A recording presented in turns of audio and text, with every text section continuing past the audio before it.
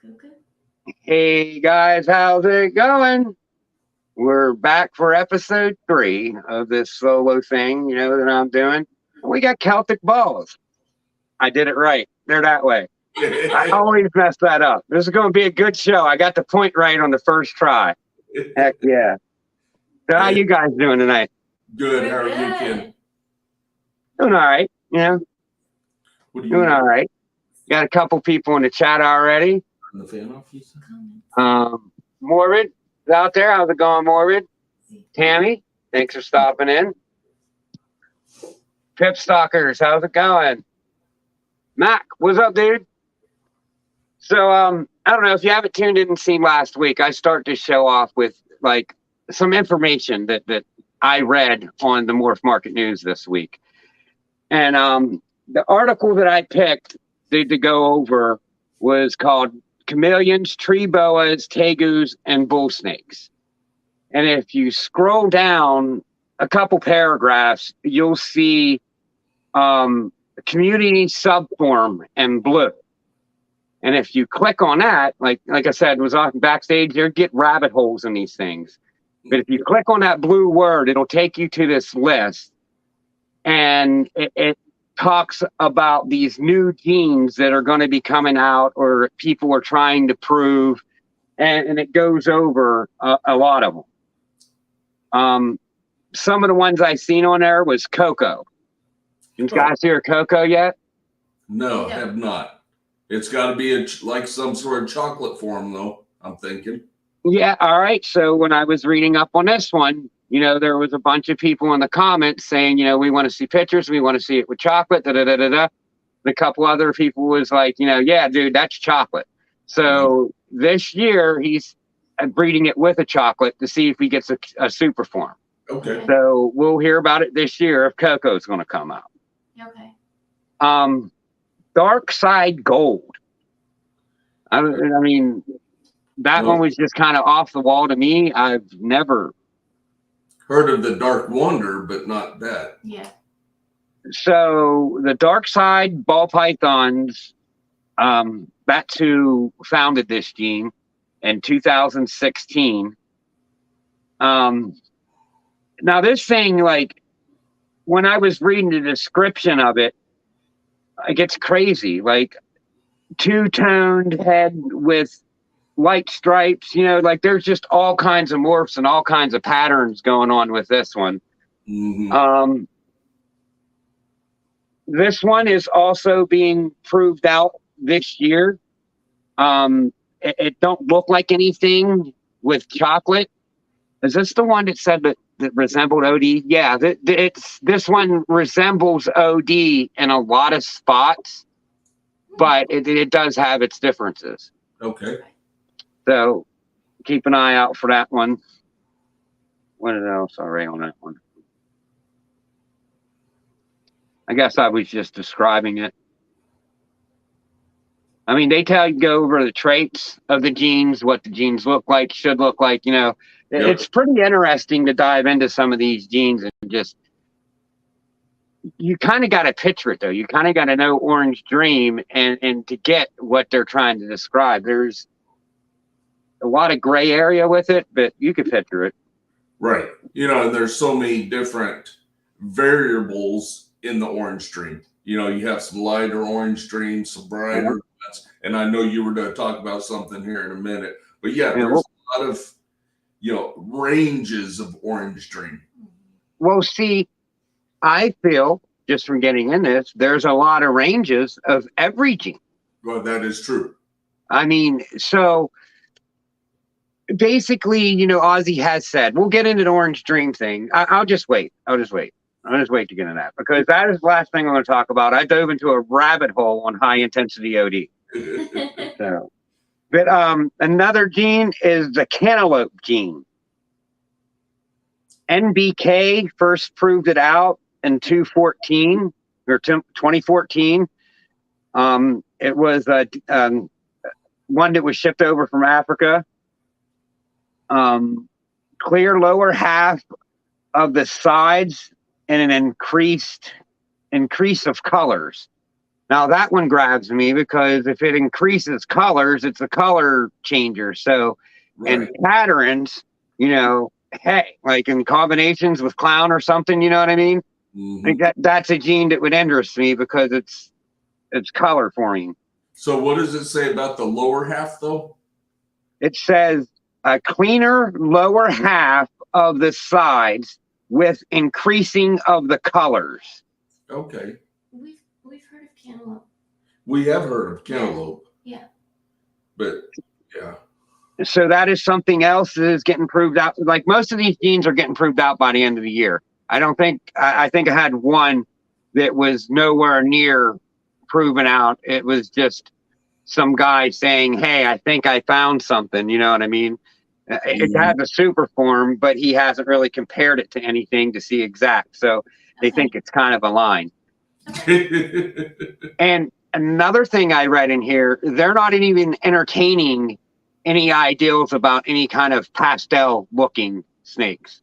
Okay. If you have a gene that is pastel and you think it's a little different and you want to call it like Joe Pastel, they're saying, get out of here. We ain't accepting anything to do with any kind of pastel. It's done. Well, So I thought that was cool. There's so many different lines of pastel anyways. I thought that was cool that they put a line on it. They just said, you know what? No, we ain't hearing it. It's got to be something like totally amazing to for us to even look at it. We just had that conversation this weekend about pastels. Yeah. With right. The different lines. Yep. Yeah. All right. And the next gene I came across was gallium or mercury. I haven't heard that. No, have not heard about those. Sloan Reptiles first got this in 2009 or found it in 2009. It's an incomplete codon. Head usually has a head stamp with neck stripes breaking in single genes. That's how it reads. Usually has a head spot with neck stripes breaking in single genes. So it's like, don't come up around. Okay. They break. That happens in a lot of genes. Yep. The body is a more bold pattern with clean alien heads and darker blacks. So, Okay. all right. Well, I could buy that. Yep. Sounds like a million other genes that usually have small tracks with ringers. Now, this one made me think maybe that's why certain snakes just have ringers all the time. Right. Because it's an unknown gene. Yep. You could really sit there and when you're reading into these, if you're trying to learn, there's a lot to learn, for sure. Well, and it said the tail has a slight ringer as well on that one. Well, there's a lot of genes floating around in people's collections that no one knows about. Right. Like my daughter just bought her first couple females, and she bought a dinker gene called Venom. Okay. I've never heard anything about it. I might have seen it for sale, just diving deep into Morph Market here and there.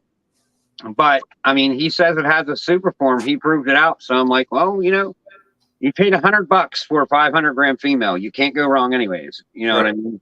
Yep. So, all right. Next gene I came across is Ashen. ASHEN. Ashen. Nope, have not heard about that. Russell Lawson Jr.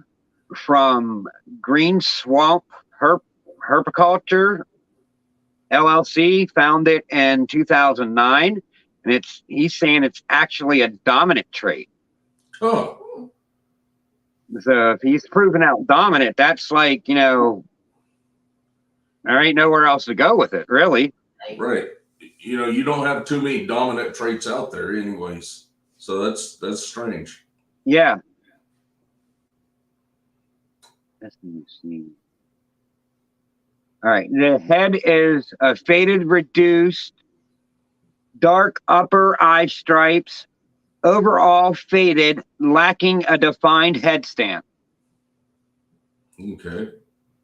So it's Body is real overall lighter, more tans than browns, increased blushing, reduced or no eyes on the alien heads.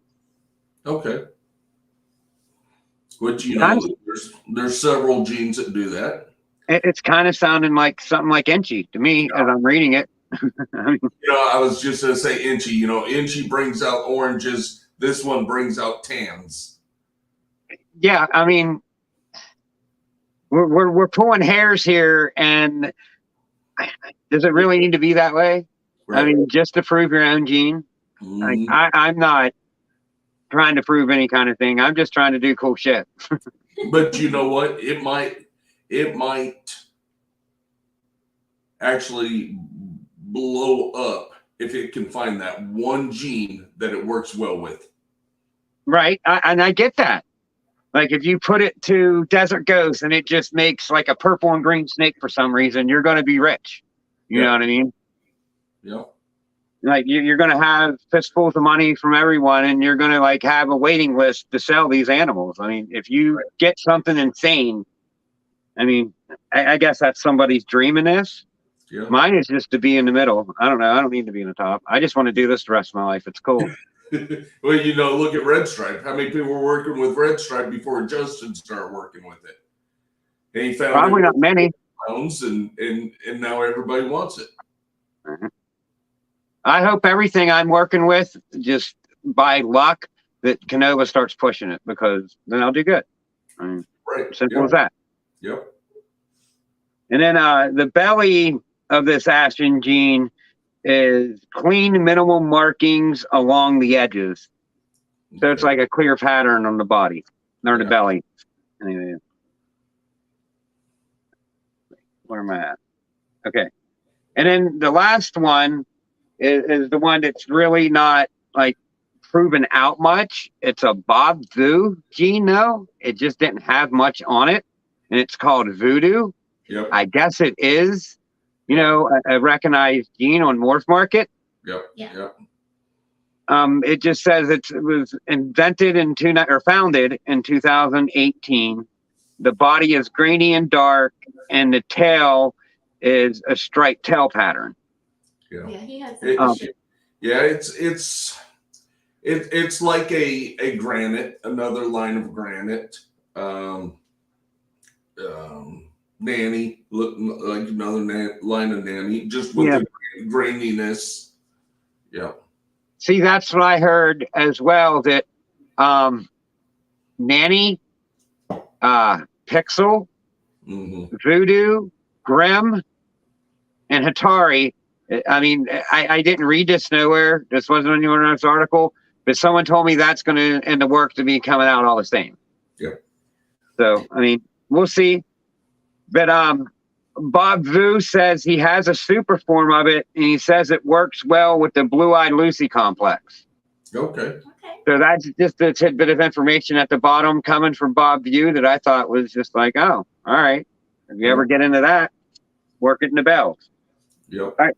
And then comes the rabbit hole. Okay. The high intensity OD. Now, well, I'm kind of making a fuss of this because this is proven. This can't be questioned no more. This is 100% proven. It's its own line. He found it in 2010, and it's incomplete codon. He was asked a question: to what degree has this line been proven out? Has proven several generations of each line, and provided, I can't read my writing. Oh, provided pics and videos of high OD animals versus OD animals. So, I mean, he has his homework on it. He has many lines of this, and it's proven out time and time again in his collection. And why does Ozzy believe this is a new gene? Now, this is what kind of threw me back a little bit when I was reading this. The single gene animals looked brighter and more orange than the super OD. Super high OD looks like a different gene totally altogether. The high OD line also cleans up the spine more. Because I guess ODs could be dirty on the spine. Okay. That wasn't the one that threw me for a loop, by the way. This one is history behind the discovery. Now, this explains how he came across this. And he at first sold these animals as super OD and had to buy them back when people was like, they're not acting like a super. Uh-huh. So when he bought these back, he bred them together the next year and made that super gene, proving it was a single form. Okay. Now, when I read that, like you kind of read it and you think that he got it from breeding super to super. And my head went to, so if you breed super to super, you can get a single gene form of this gene that it's new line that looks super. Because that's basically what happened. But then I went through and talked to a bunch of people, and I found out the truth about it. And the exact story is he didn't breed super to supers. It was just a OD line to that OD line. Right. So for a second, the wormhole opened up. If this is true, everybody's going to want these single gene animals again. Right. They start stacking them and making their own lines of, these specific genes. And I tell you what, I don't know if you've seen a high intensity orange dream. I saw one this weekend. We came back from Arlington this weekend. I've seen pictures. I haven't seen one or held one. We stopped at a friend's house in Oklahoma on the way back, and she had one. And that's the first time I've seen one. Like I said, prior to this, I always thought high intensity OD was a super OD. That's just what I thought it was. That's kind of what I thought. And I saw this thing, and it is bright. So we have we have 2 or 3 orange dreams in our collection, right? And it blows it out of the water. That's what it says in the article, that it's something totally different. And then like the super form of it is even more crazier. Have you seen a super form of it anywhere? No. I don't think there's probably anyone out there selling them. They're keeping them, but I'm interested in seeing that.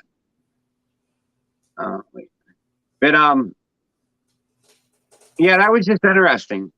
Like that whole night, I thought I, found a loophole and all this, and was going to tell everyone about, you could do this and, make these own lines and this and that. Well, I was wrong. I felt like a douche.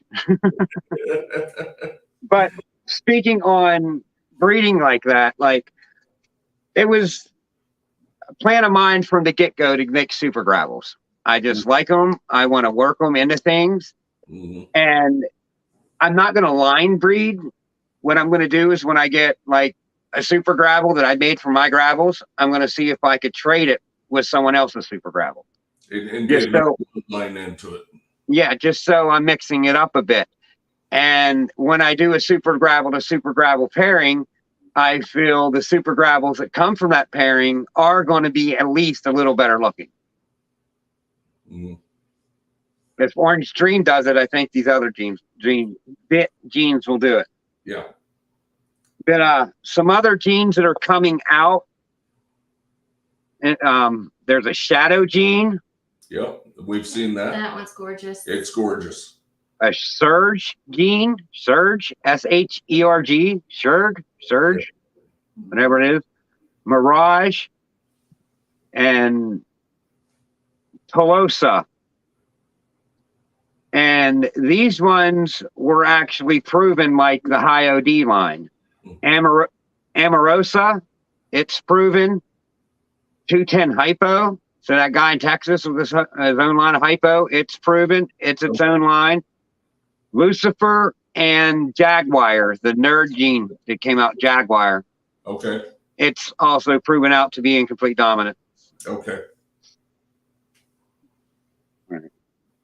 Let me find my card. What do I do with them? All right, so that concludes the informational part of that. I had to find my question for you guys. Like I said, today's just been kind of one of them days. And you know what? I forgot to do something, so I'm going to do it now. That week I won that Het Sunset Het Clown. I should have played the lottery that week because I won another kind of like contest, I guess, on Instagram. And now I entered this because it looked like a bunch of girly stuff, and I have 3 girls. So apparently I'm giving it all to my girls. But I mean, I thought it was pretty cool, and it was worth a shout out, you know. But lovely Lenny Lizards, he does a lot of the 3D printing. Oh, okay. Oh, cool.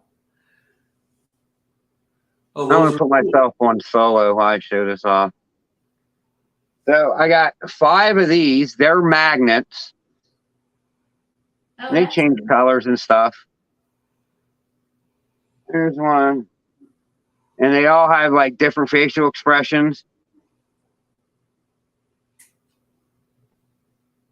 I like this one. It's an axolotl. Oh, yeah.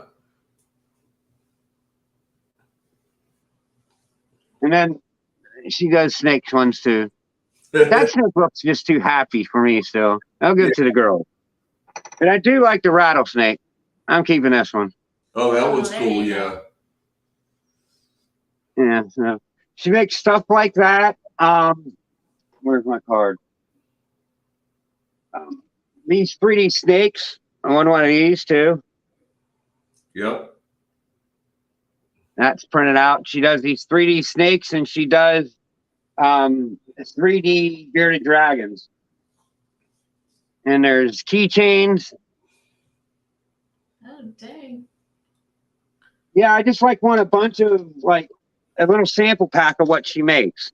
Oh, that's cool. Earrings. Oh, wow. If my girls don't want these, I'm going to be giving these away next week. I'm sure Juicy G will like them. Maybe I'll just send them to Juicy. And I printed off a bunch of stickers too. I have like 4 or 5 stickers. They was here, but I don't know where they went. But that's lovely Lenny Lizards. And then just talking to people, you know, in the community and getting to know people. I come across this John guy, Godek. He's from Pinecone Reptiles from Vernon Township in New Jersey. He's, I guess, kind of trying to consolidate a lot of his stuff. Mhm. And he's doing a lot of deals. And he has like a lot of Wookiee. And he's cutting unbelievable deals on Wookiee. Uh-huh. Like he was going to sell me a Wookiee male, a yellow belly Wookiee female, and a vanilla Wookiee female for $700. Oh, geez. Wow. I just don't got the money right now. Yeah. You know, and I don't have the rack space. I don't have, you know, the means to do it. So I was talking to him and I was like, well, I'm going to mention that on, you know, my podcast. Yo, yo. And, you know, and then he said if he ends up selling 2 or 3 snakes, he'll send me a single gene Wookiee for him. So Okay. go buy some snakes so I can get a single gene Wookiee for free, people. There you go. All right, now back to asking you guys questions. I can't believe I forgot to do that. I felt so bad. Like last week, I was supposed to do the Lenny Lizards thing, and I totally forgot. And they asked me, they was like, where did you do, like how far into your show did you do it? And they was all excited, and I was like, I didn't do it. I'll do it next week. And then I forget and didn't do it first this week. Scatterbrain. No, that was a good, You know? a good like intermission right there. Right there. Yeah. I mean, we try. We do what we do. So, okay, getting into the question part of this. Okay. What is a day like for you two guys? What is a day in a life? Yeah, I mean, We get up at 4:30. and then I gotta listen to her mouth until 9 o'clock when I go to bed. That's about right. You two, I love this picking energy you got between you two. I mean, I bet you laugh like a good 75% of your day away. We actually do. So I think that's great. Yeah, we get up at 4:30. out the door by 5. Out the door by 5. I get his coffee and stuff, and usually I have him a breakfast and lunch. We didn't today though. Shoot, we got home late. Yeah. You got good. I work from home, so I get to stay here and work. And he drives an hour and goes to work. He gets home, picks me up. We go to the gym for 2 hours. And then we come home and eat. Then we do snakes. Rats. And then rats. And then We're in bed. Unless we See, have I started. Sorry. yeah. Yeah, so it's our days are. I mean, they're full. Yeah. And then we get up at 4:30 and do it all over again every day. Well, if you're laughing doing it, you're doing something right. No, we're just tired. It's punch drunk. I mean, when you get over 40, you start to feel the day working on you. Oh my God, yes. I mean, it's just the things that you could have done all day in your 30s and 20s. Like you do that, and you're just like, I'm freaking tired. Yeah. Like, Well, I tell you what, I was sitting on the couch before coming live with you, and I fell asleep. I took a little 20-minute nap. Dude, I did too. I took a little 20-minute snoozer just so I could get my mind right and stuff. I mean, yeah. I mean, I'll take a 20-minute snoozer at any point in time during the day. Yeah. Our daughters, pip stalkers, they'll come over, and they're night owls. I mean, they're young. They're night owls. I love pip stalkers. They're two good girls. Yeah. 8 o'clock rolls around, and I start yawning. Boy, they're fresh. They're ready to go. Right. He's ready for bed. He's like, well, and about 11:30, 12 o'clock, 12:30, he's like, well. Jeremy Warfel stopped in. How's it going, Jeremy? Hey, Jeremy. We got the world of Worldcocks in here. Look at that. I've missed all the comments. I haven't been paying attention. I am so slacking. I don't have my contacts. I don't think anyone else, no one else knew for them. Hey, thanks for stopping by, guys. It's much appreciated. All right. So, do you guys have any short-term goals for your ball pythons?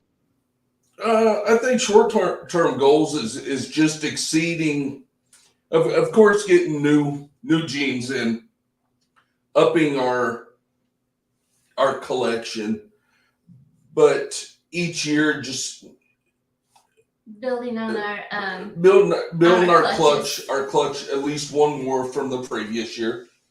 Keep it growing. This year we're going to have quite a bit of big jump because when we got into it, we bought all hatchlings, and now these hatchlings are breeding for us. So we're going to have a pretty big jump this year. But that's our short term is just upgrading our collection and upgrading our equipment. Buying more equipment. Yeah, that's a constant struggle, isn't it? The rats, yeah. That's worse than getting rats or anything. Like just keeping up on equipment. Like next thing you know, it's full and you need more racks. Yeah. Yep. That's it. Yeah. We've outgrown, and every time we go to Texas. I shouldn't say every time we go to Texas. Every time we go to a darn show, we end up coming home with well, we brought 6 home this time. 6 home this time and a dart frog. Wow. But that's always so exciting, though. Then your head starts turning. What am I going to do with this? Like there's a million and one ideas going in your head about each snake. It's not just about all. It's like, I could go every direction with this. Yep. It's every time. Yeah. So that's short term. Just is increasing our quality of animals, and then at least one more clutch than we had last year. Yeah. Awesome. All right. Now, what about long-term goals? Well, so we got into this for retirement purposes. I don't say we got into this. This was our business plan for in 8 years when we retire. No. All right. No. Uh-oh. Just shut your mouth. This is my question. No, it wasn't. I love you too. This was one snake for my birthday, is what this was. Well, Now go. as we start collecting, Now go with your question. so long-term goal is when we retire in 8 years, this will supplement the retirement. Awesome. But yes, it started with one snake for her birthday, which I was deathly afraid of snakes, but I liked looking at them, and I knew she would be able to take care of it, and I could look at it through the glass. Now And look that's at you. how it started. Now look at you. Yep. Yeah, look at You know, it. I'm not scared to admit this, but I'm still kind of afraid a little bit. Last year at this time, I wasn't picking up no damn snake. I'm crazy. Yeah. I mean, out in the wild, I'm still scared of them. If it's other than a ball python, I'm scared of them. I'm not picking up a retic or a berm. I ain't touching no anaconda. No. I mean, that's too big. I mean, I don't even want it. Like, you know, when you go to the shows and you see them people holding like in 10-foot ones on their shoulders and stuff, and it's just like, what are you going to do if that thing just decides to curl up? Oh. I mean, if it gets around you and it starts squeezing, you're not going to undo that thing too easily. Right. I mean, now if you stop it before it wraps, maybe, but no, I'm good. Yeah. I tell you that she fought me tooth and nail for 4 years of buying that retic, Yeah. and she finally won. And I I mean, it's a baby, and I'm still scared of it. Yeah, I mean, I would be shitting myself too a little bit. I can't lie about that. It has different movements. You know, it doesn't ball up. I like the ball up where if it's balled up, I know it can't bite me. Right. That retic If it's in a ball, it ain't trying to bite you, right? He does not ball up. But he gives warnings. I mean, he doesn't. He's not a biter. He will give warnings. He will let you know when he does not want to be messed with. He will open his mouth and let you know, hey, I'm not in the mood. Just back off. I don't want to be messed with right now. I think that's all snakes to a degree. I know my ball pythons, if I open that tub and they hold their head up longer than enough time to see that I ain't got a rat that I'm cleaning or something, and they still want to fight with me, all right, I'll get you in a little bit. It don't have to be right now. I'll work on your time. He has his own personality, and he's just like, I'll do things my way, and you go around what I do. Yeah. Jeremy said that he's 98% positive his carpet clutch is ready to go, so get ready. Awesome. Gotta have a baby. I'm really thinking, I'm tossing it between carpets and bloods. I really like those blood pythons. I mean, I love the bloods, but they are they're assholes. I've heard like the worst part about them, it's not that their temperament's bad, is when they take a dump finally after 2 months. It's like a 12-inch turd around that fat, and it stinks worse than anything that you ever smelt in your life. And if you don't clean it right at that time, your house is going to smell like that for the next 4 or 5 hours. Oh, wow. Yeah, and I'm one of these people, if I smell snake poop, I don't care if it's 3 o'clock in the morning. If I smell it, like they just, laid one, and it's because that's right by my bed. Their tanks are right by my bed. Mm-hmm. So if I smell it in the middle of the night, I will get the heck up and clean that up just because I don't like the smell of it. Yeah. And I like my snakes clean. I don't know. Yeah. So my next question is, what is a life lesson that you live by today that you learned at a younger age? At a younger age? It hurts when you get punched. I have a saying, pain is a sign of weakness leaving the body. So, I mean, sure. Hey,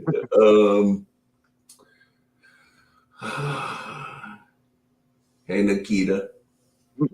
She said, hi, Mom and Dad. Did you have a life lesson? I just always try to see the best in everything and apply it. Positivity. See, that's me. I'm a power of positivity person. Everything's got to be positive. If you want to be negative around me, I'll just walk away from you. I don't like the negative anything. Yeah. That's I don't do drama. I don't do BS, and I won't put up with it. So I will shut it down. I'll shut it out. I Yep. just deal with it. I don't deal with it. Exactly. No So- nonsense. Yep, no nonsense. Don't do it.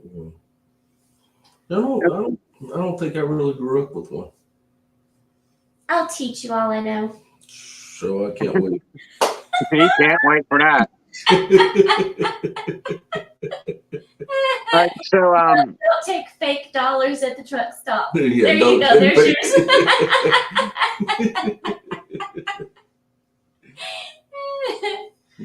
all right, so my next question is are you superstitious, which we already determined that, and what is like your best or whatever worst superstition?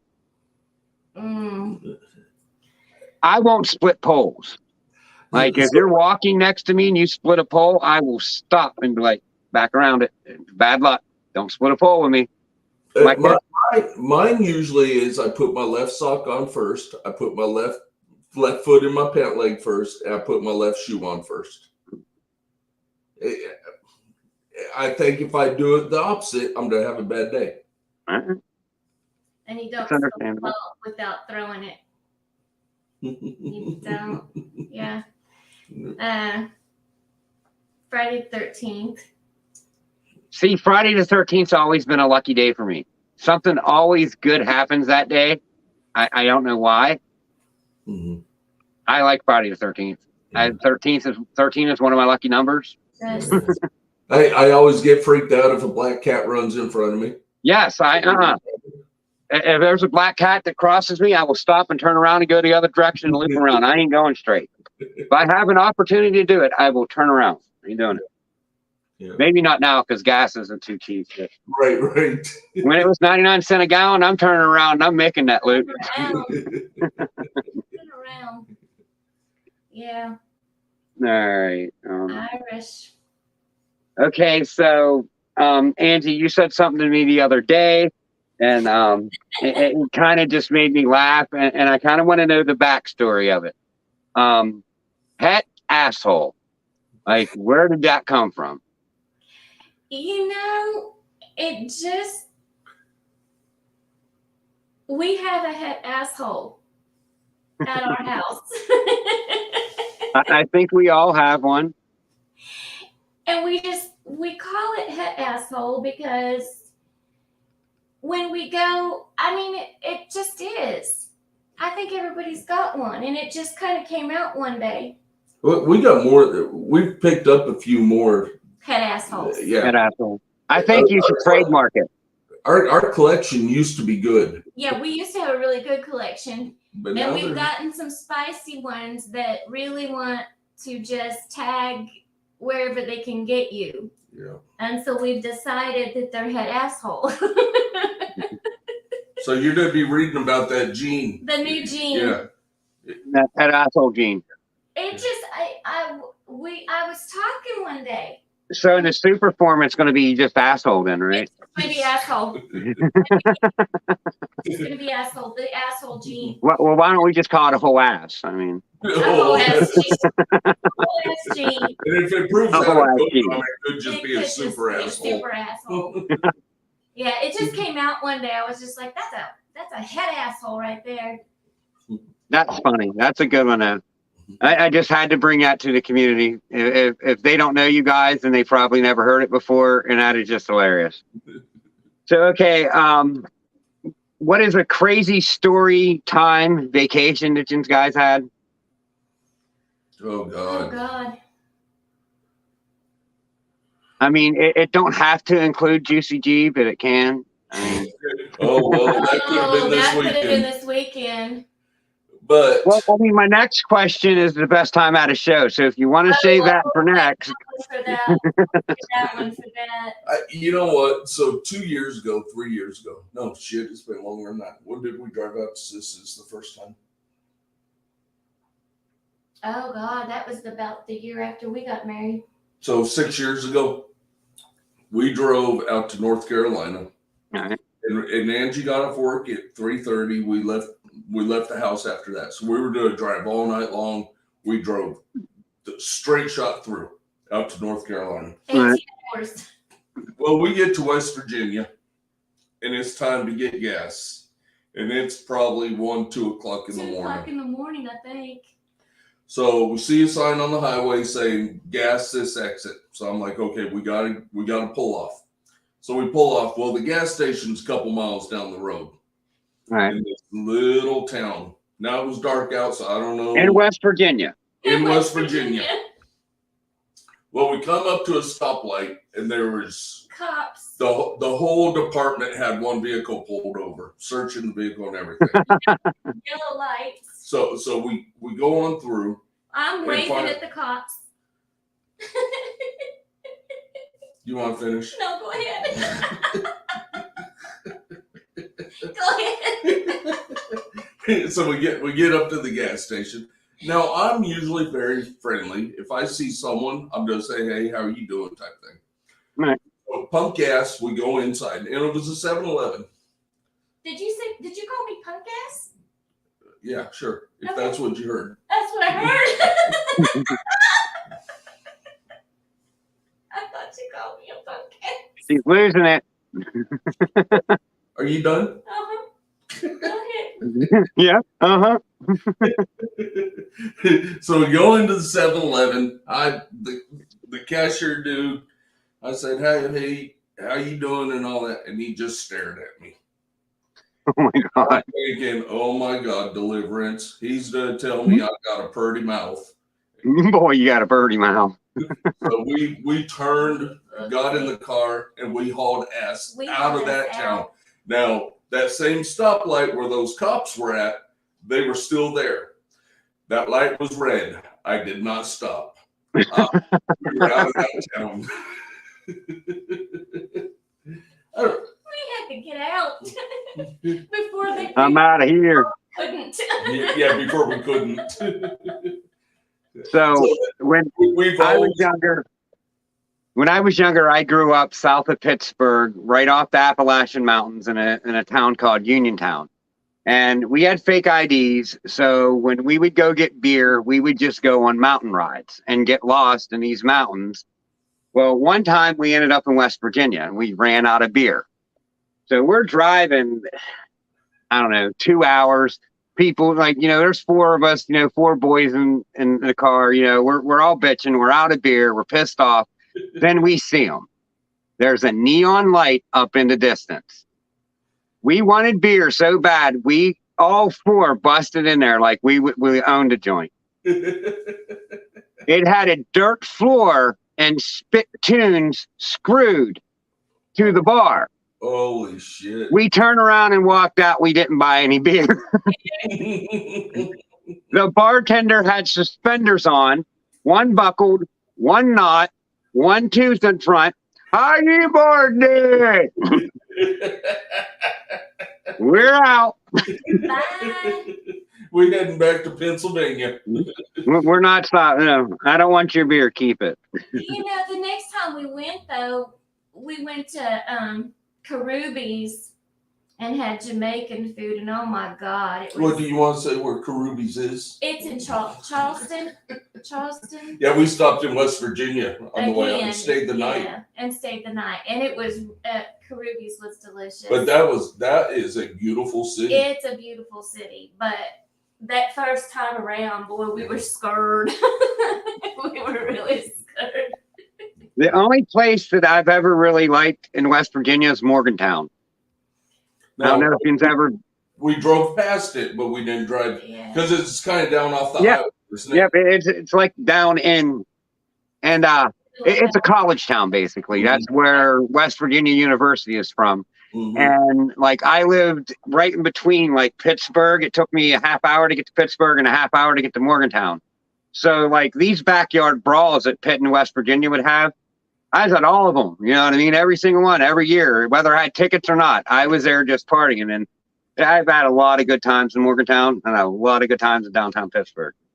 But enough about me, about you guys.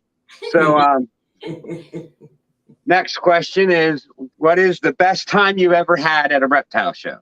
Well, I tell you what, it's every show we go to. Every show we go to. Wow.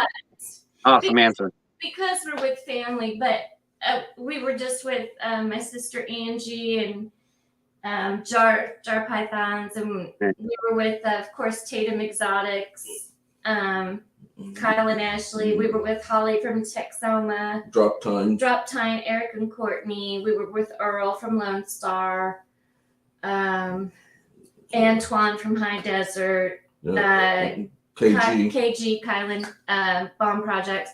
We were just with family, everybody from the family. Susie and Sean from Ship Your Reptiles. Susie's from Ship Your Reptiles. I mean, just Chain Reaction. Alan and Denise from Recoil. Yep. Reptiles. Logan. I think I got a snake from Chain Reaction. Okay. Danny and Anna. Logan. I don't know. I have to go back. It was Chain something. I have to go back and look. They're out of Blackhead stuff. The shirt says Corpus Christi. Does it say Corpus Christi? Cove. Okay. Yeah. Logan Ledco was there. Him and his wife and grandson. Ton Jones. You know, I know we're missing people. Spicy Noodle. Spicy Noodle was there.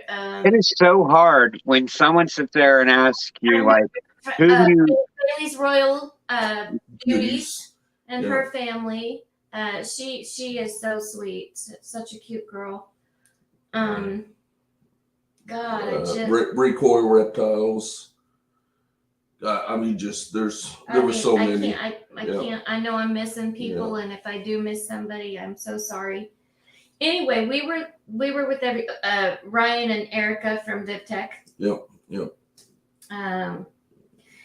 But we do the show, and then we always go to Earl's Friday night for a party. Well, Mama Wren asked for a surprise for Earl Friday night. And she wanted Juicy G to show up.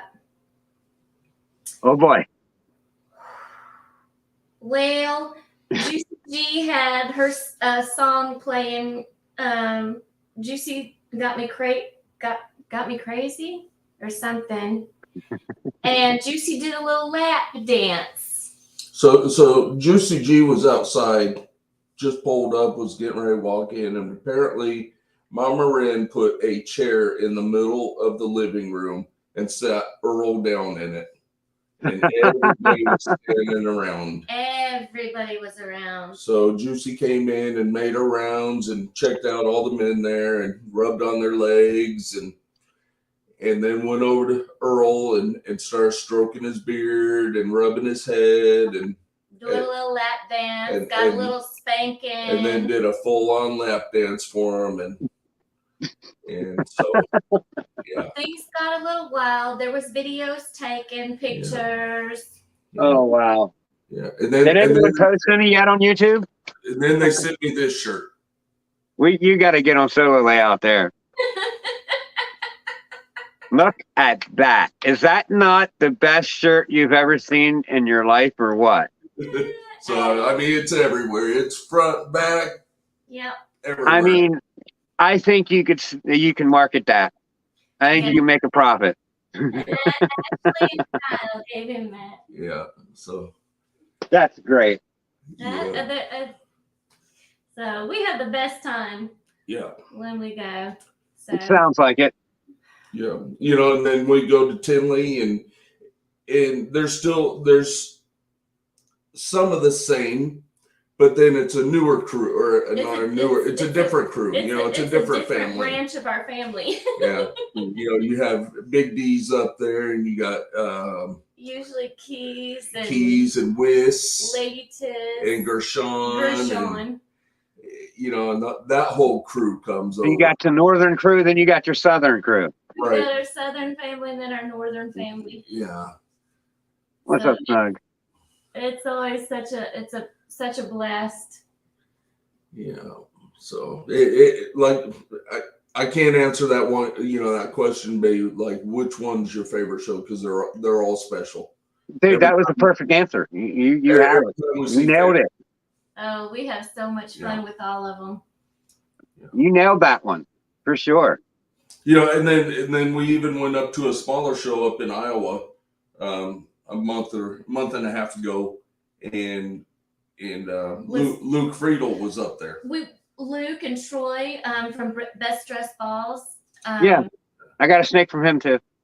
Yeah, I got 2 from Troy. Whoa! I got 2. So, I got one from him on Sunday too. Yeah. Oh, see, well, you just got another one. Okay. Yeah.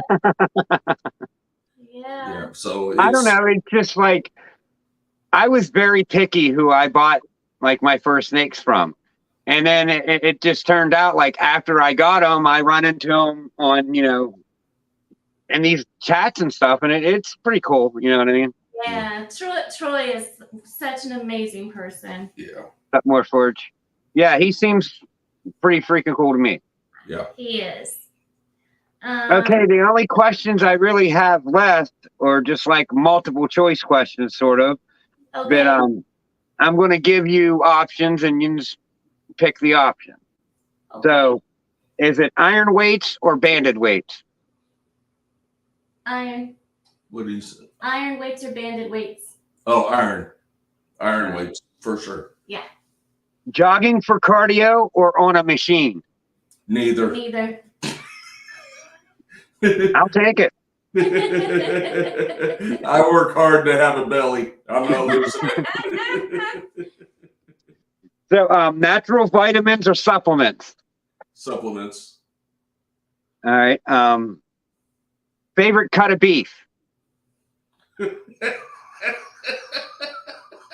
Why are you smiling, kid? I'm not smiling.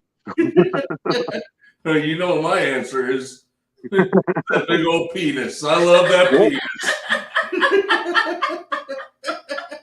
I would I'd have been better with that if your wife would have said that. But now coming from you, I mean I like you, Jeff, but I'm gonna have to draw a line. If that's where it goes, we're friends. You're making me question this whole thing. I love it. That's great. Oh my God. Favorite cut. I like chicken. We like brisket. I'm a porterhouse. Give me a porterhouse steak, and I'm great. Yeah, we barbecue up a lot of KC strip or New York strip. That's usually what we grill up. KC strip. Is KC strip. See, I like the porterhouse because it has that fillet side too. And the porterhouse are usually a little bit bigger than the T-bone, so I got to go porterhouse. So, pork ribs or beef ribs? Pork ribs. Pork. St. Louis. And then are you guys beer, mixed drink, or shot? Shot. Beer. All right. There's all the questions. That part of the show's done.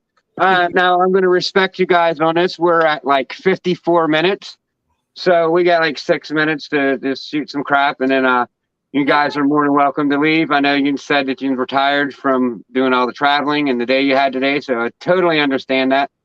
But Super Bowl party on, of course, Sunday because my team won. Oh yeah. No, they didn't. The refs won. But go ahead. No, my team won. So you like the refs? No, I like the Chiefs, which I know. Yeah. But I want to ask you a question because I've watched your lives, and when Angie does her live, I've always wanted to be able to bring up, what is it called? Sharing your computer with StreamYard. Yeah. How do you do that? You got to have a laptop, and Shane knows how to do it. He was the one doing that. I wasn't doing it. Okay, so I'm sure if you reach out to him, he would probably explain it to you. okay. I mean, he's not like, just because you talk to me, he's not going to talk to you. It's not nothing like that. No, but yeah, and that's something about us is if someone has a falling out with someone else, that it doesn't affect us. We're still friends with you. We're still friends with Shane. I'm the same way. No matter who it is across the board. And I'm not going to expect you guys to be like, well, you're talking to Shane, so no. Like, and it's not like me and Shane even hate each other. We're just not going to do this together. You know what I mean? And that's all it is. Yep. It's all cool. But yeah, I don't know how he does that, because I know what you're talking about, because they look like on Work Market and stuff. Yeah. They're bringing their computer screen up. Yeah, I don't. Okay. Does anyone in the chat know how to do that? Reach out to them and tell them. Okay. Yeah, because I've always wanted to pull that up during her live, like show her guest Instagram page type thing, and just stuff like that. So I was always wondering how to do that. All right. Well, sorry I couldn't answer that for you. I'm not the computer tech. Yeah, thanks for the help. Appreciate it. Yeah, there you go. Hey, I tried, man. Live, so you know This is what I get all the time. So, another video I seen today that I kind of wanted to talk about, and we got a couple minutes, but Jolly, Snakes from the Memories. Mm-hmm. They're not going to do as many videos. They're going to do some videos here and there, but they said something on that video that I've recently been doing, and I kind of went through my collection, and I'm kind of dialing it in, and I'm making some pretty decent moves from what I'm seeing. I even made like a top 5 list snakes that would help my collection, and I'm not buying nothing but those top 5 snakes after I find which card it's on. Well, maybe we can help you out this year when we have. Yeah, I mean, it'll be out there for sure. But if there's anything that I make that you guys need, by all means, let me know. I mean, I don't care if you don't have anything to give me at the time. If you want it, we'll work it out. Ain't no problem. But I want a super stripe het clown, because I'm going to have super gravel, either a super gravel clown or super gravel het clown or gravel clown. But anyways, if you work with these allelics, I kind of found a loophole to where you're more prone to hit the all gene animal compared to the lower gene because of the allelic, the things being allelic. Like if I work a super stripe het clown into a super gravel clown, I'm going to more likely get the 3 gene snake over the 2 gene snake. Okay. Well, no, you got to have another. You got to have another codom in there somewhere. Sorry. So you're definitely wanting a super stripe. Well, because it's a codom. Yeah, then you got to have like a pastel super stripe. And if you look at the way that breaks it down, you're more prone to hit these higher animals because you have 2 copies on this side and 2 copies on this side. Mm-hmm. And it's going to pass 1 here and 1 here. So you're either going to get a gravel yellow belly or a gravel specter, and in every snake. So we're to work on the G stripe clowns next year, but you're with super stripe, so I like that project too. Yeah. I might be doing something with that sooner or later. Might be. But, it might be G stripe albino clown. I got a bunch of lava bino stuff. So I went the lava bino route. I just kind of stumbled into it. Like Mhm. it was just hets on top of things that I bought, and it was also het for live albino. And when I got through the collection, I had like 3 of them, and I was like, well, hell, might as well try to hit that too. Yeah. So I'll have lab clowns and lab pieds, and all of my projects except for the regular clown project. I'm going to have a regular clown project, and I'm going to have the yellow belly complex project. But everything else is going to be double recessive Okay. and So triple. talking your yellow belly, how many yellow belly complexes are you working? Okay, so I have a gravel female and a male. The male's het clown, het ultra male. I have an ivory het clown. I have a fire asphalt and a Mojave asphalt coming. Okay. And I want to add a female super stripe het clown into it. Okay. Okay. I do want to eventually add Spark. I'd like to add a super Spark het clown. Mhm. Because I mean, you gotta work. In my mind, anyways, when you're working that, you have to have a super on one end, or you're going to have that problem of not knowing what you made. But we're at an hour. You guys are free to leave at any time you want. Okay, I totally forgot Randy from Polk County and Charlie from regular yep. name. I'll be right back. He's gonna go get something to show you Okay. Awesome. that we picked up this weekend. Sweet. I really enjoyed having you guys on. This was a fun time. You guys are always a riot. We picked up 6. Always when I go to Arlington, I pick up 6. 6, that's your magic number.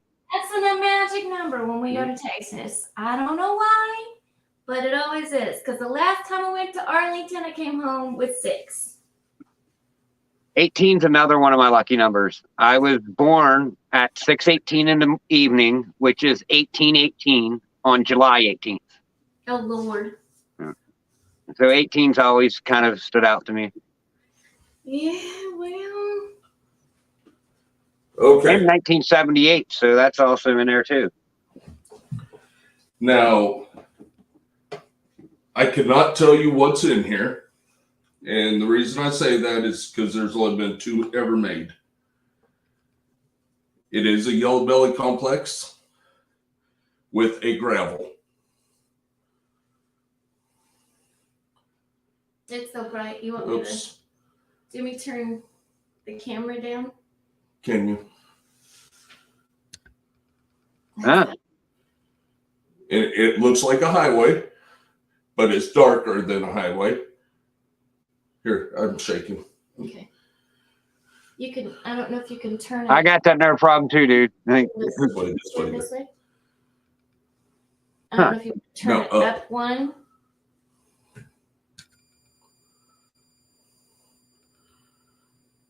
Okay, so the things that I've ever seen like that in a highway has been like a vanilla or something to it to lighten it because the stripes are white. Mm-hmm. So it's a 2 gene animal. It's gravel, and it's got a yellow belly complex in it that we just got into that has not been released yet. Yeah, I would say that's something. Yeah, if that's a 2 gene animal, that's something different. Yeah. And there's only 2 of them that's ever been made. Yeah. When you release those, I want to be on the list. I mean, I understand that it might be a while, and I'm good with that. But whenever things are getting released, put me on the list somewhere. And it is Codom. They have made the super form. There's only about 5 of us working this gene now. 5 in the whole country. See, that's cool.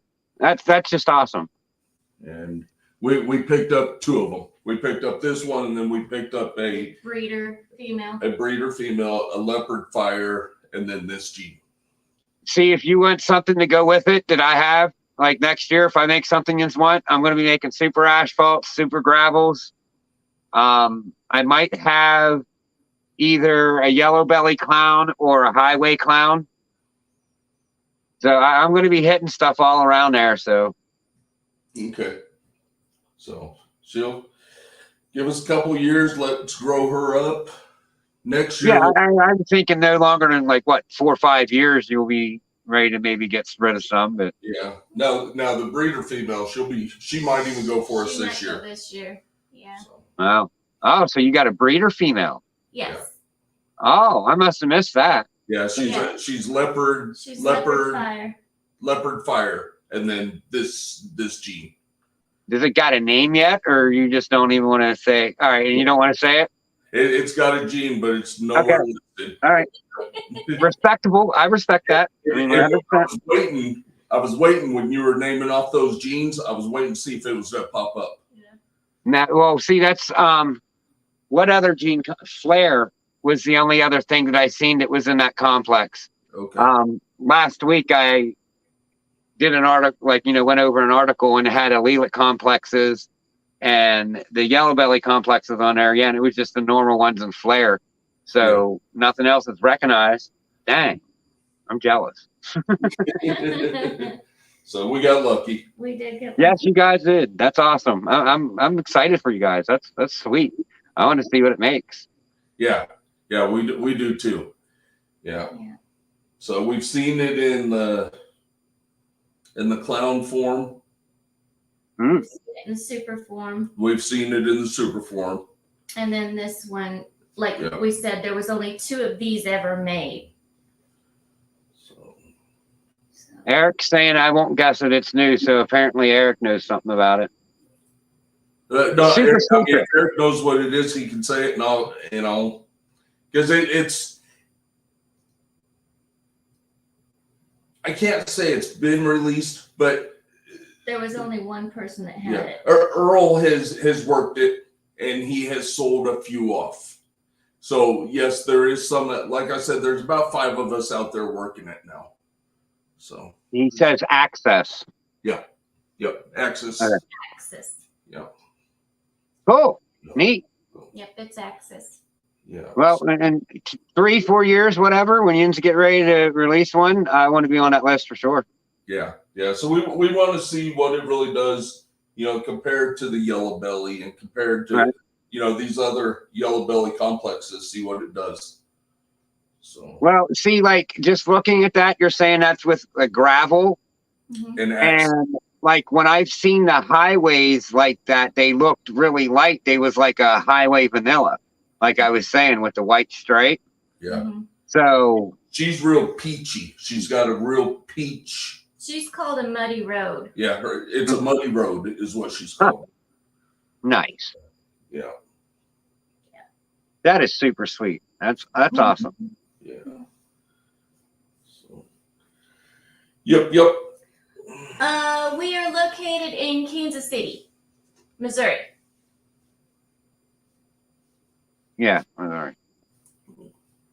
Let's say I'm gonna go I gotta go back there and put the thing in the chat. If you guys wanted to hop off, it's been an hour. If you want to stay on, we could chat more. Okay. No, we can I'll let you go ahead and finish up because you're gonna stay on for a little bit, right? Yeah, I'm gonna stay on for a bit. I just gotta go back and get the other phone and put the link in the chat because I'm gonna open up the chat. Oh, okay. So people come up. Yeah. I think we'll probably go ahead and hop off and try to get some sleep. Try to get some sleep since we didn't all weekend. Knock Mrs. Donahue out so I can go to sleep. Hey guys, I appreciate it 100%. Yin's coming on. Awesome show. I can't thank you enough. Cool. Thank you for having us. And we were talking, and we will. We'll do that. Do you want to try? Or what are you doing Saturday? Do you want to do? I'll get a hold of you tomorrow. Okay. When that? Tomorrow. Okay. Yeah, I'll get a hold of you tomorrow. Okay. What time's good for Yins? I get off at 3:30. Okay. All right. So I'll give you like 4:30. Give you an hour to decompress. Okay. I'll get a hold of you around 4:30. Okay. Sounds good. Sounds great. All right. Sounds good. Thank you guys. Let's see. Yes, you did see us at Tinley, and we will be there again this fall. Who said that? That one. Oh, yep. Stacy. Is she called Stacy? Yes. Yeah. We're, She's the we're bug doing woman. She has all kind of bugs. Yeah, we'll miss the spring one, but we'll be there this fall. So we look forward to seeing you. Me too. I'll be there this fall too. So rock on. awesome. Awesome. Awesome. All All right. right. Well, thank you. Thank you so much, Ken. Good Night, night. Good night. Okay, so in the chat, I'm going to go and get the link. I got to go back there, and I'm going to put it in the chat. And whoever wants to jump on could jump on. So if you just want to give me a minute.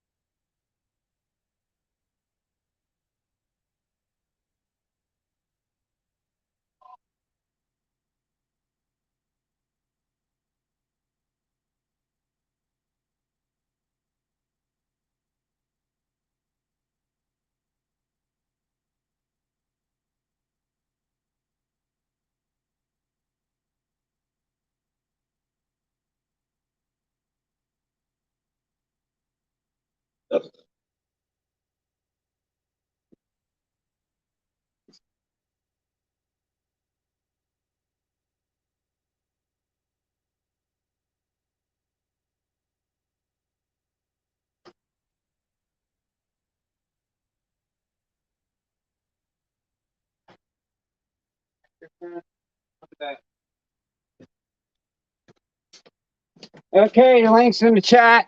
It should be there. Well, maybe it ain't there yet, but it'll be there in a second. If anyone wants to come up, they're welcome to.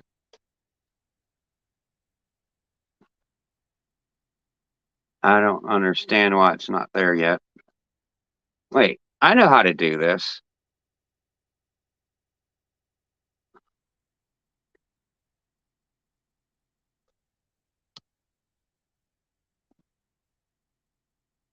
This dang thing.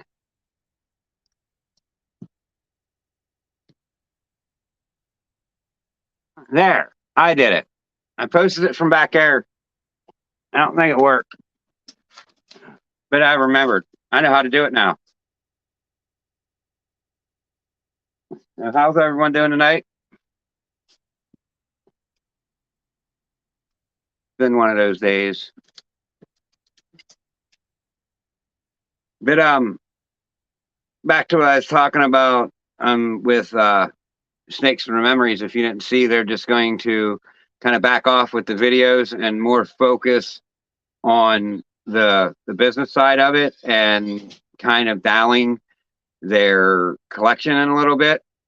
And that's kind of where I'm at now. I'm trading a few snakes off and getting a couple snakes in that kind of fit my projects better and going from there. If I pull off this last trade, though, it's going to be really good. Really, really good. What up, Paul? How's it going? Links in the chat if you just want to come up. Oh, you're at work. Woo. Anyone want to come up? I'm up here all by myself.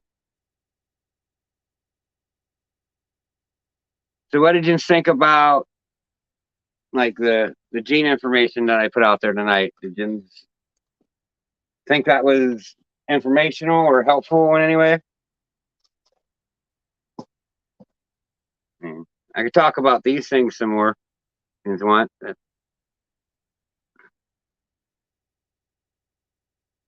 These things are pretty cool. They're the magnets.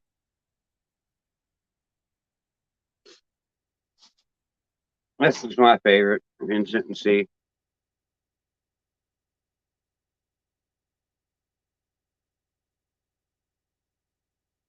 Oop.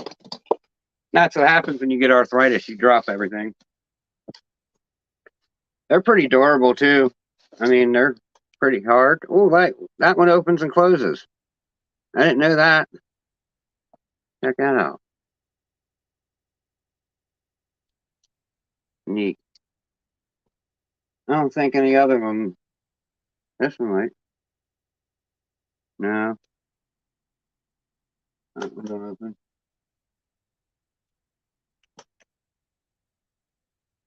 Yeah, that was the only one that opened.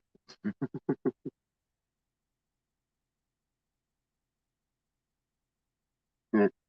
I won this whole packet from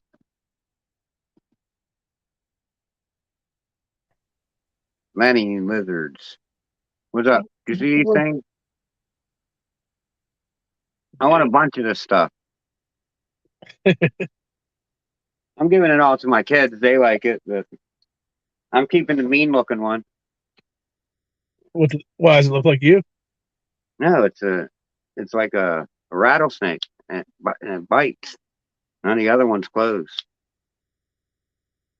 That's cool. Yeah, I wasn't gonna say nothing until they're like, "Yeah, go ahead and say it if you know it." I'm like, "Yeah, I know it. I've talked to Earl a few times." Cool. I mean, like, I'm always down for learning things like that. I mean, that's awesome. Yeah.